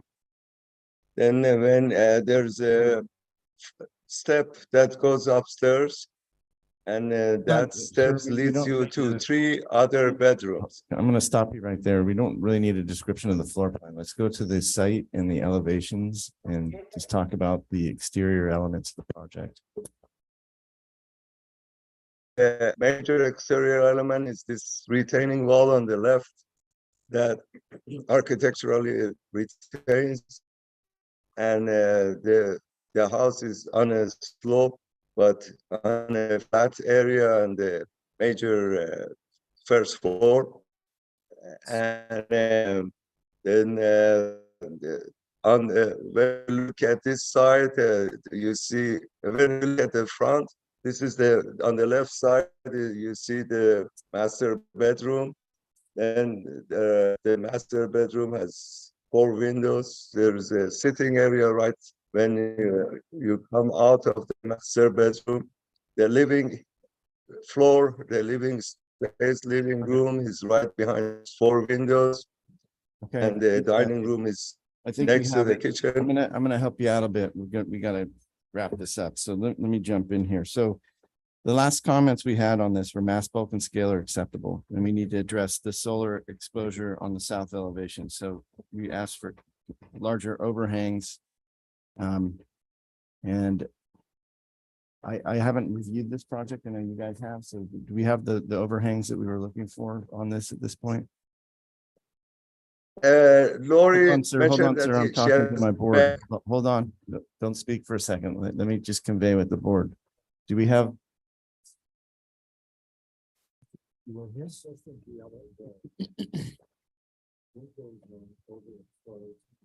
Okay. It's hard to tell what the overhangs are. So what we're looking for is the south elevation, right? It's right here. So let's look at that. And do we have? You have comment to address, yes or no? That's what I'm trying to get at. If it's no, then we'll It move looks on. like Okay. it's what maybe. Look, there are overhangs here. We just don't know. how It's deep they are. 2.5 foot over. Yeah, John's saying no. We've got it's. Okay, so now landscape, item C, landscape plan needs further development enhancement. We don't have a landscape plan. There's no landscape plan here today, so we're going to skip that. Study opportunities for more inviting sense of arrival. Site Going plan. back to the site plan, Jonathan, on page 2. So maybe let's go to page 3. Is there anything that's different from the last time we see this to create a more inviting arrival? No. Okay, let's move on to study opportunities from our pool deck appears to be excessive. Look to introduce more trees and shading opportunities. Since we don't have a landscape plan, we can't really address the second part of that, but has there been any significant reduction to the pool deck from the last review? So there has been, but we're lacking landscape plans. So I'm going to recommend, let's see, well, any other questions from board member? Do we have any members of the public that wish to speak on this item? Okay, there's nobody there. So hold on a second. I'm going to recommend that we continue this item on for further conceptual when the applicant's ready to bring back landscape plans. And prelim. So I don't want to review this until we have that. Yeah, we could put it on for prelim, but It's here. It's already here for prelim. So we're just gonna. we can't do anything with it. I know. So we basically need to come back and with the landscape plan and the architect. And are there any comments Any comments? while we're here? while we have the opportunity. Okay, John has a What question. On the second floor deck, what material is that? So to the applicant, what material are you using on the second floor deck? Are you talking about the flooring? Yes. Yeah, the floor of the second floor exterior deck. What is the material, please? I don't know the material. Okay, Lori so- knows the material, and she has also drawn detailed architectural. Okay, so let's plans. come back. So she has Let's the add that as a detailed comment then architectural to plan. provide All right. on the material of the deck. We're gonna need to see a landscape plan. That's the second comment. And I think the third comment is the board is still concerned about the detailing of the eave. So John, you're still concerned about the overhangs on the southern elevations? Yes, Okay. item B is. Do you have any comments for the applicant in terms of how to remedy that? What do you want them to do? Deeper overhangs? Deeper overhangs or extending a shade element out over the. Okay, so the comment would be to consider a shade element or further extend the overhang on the southern elevations. Any other comments? Just to bring forth the previous comments, basically all of them. Okay, so we'll keep the previous comments. So we're gonna close on this item, return back for preliminary and final full board. Right? Okay, that's it. All Thank right, you, sir. I appreciate it. Thank you. All right, back to you, Mr. Chair. Thank you so much, Mr. Vice Chair.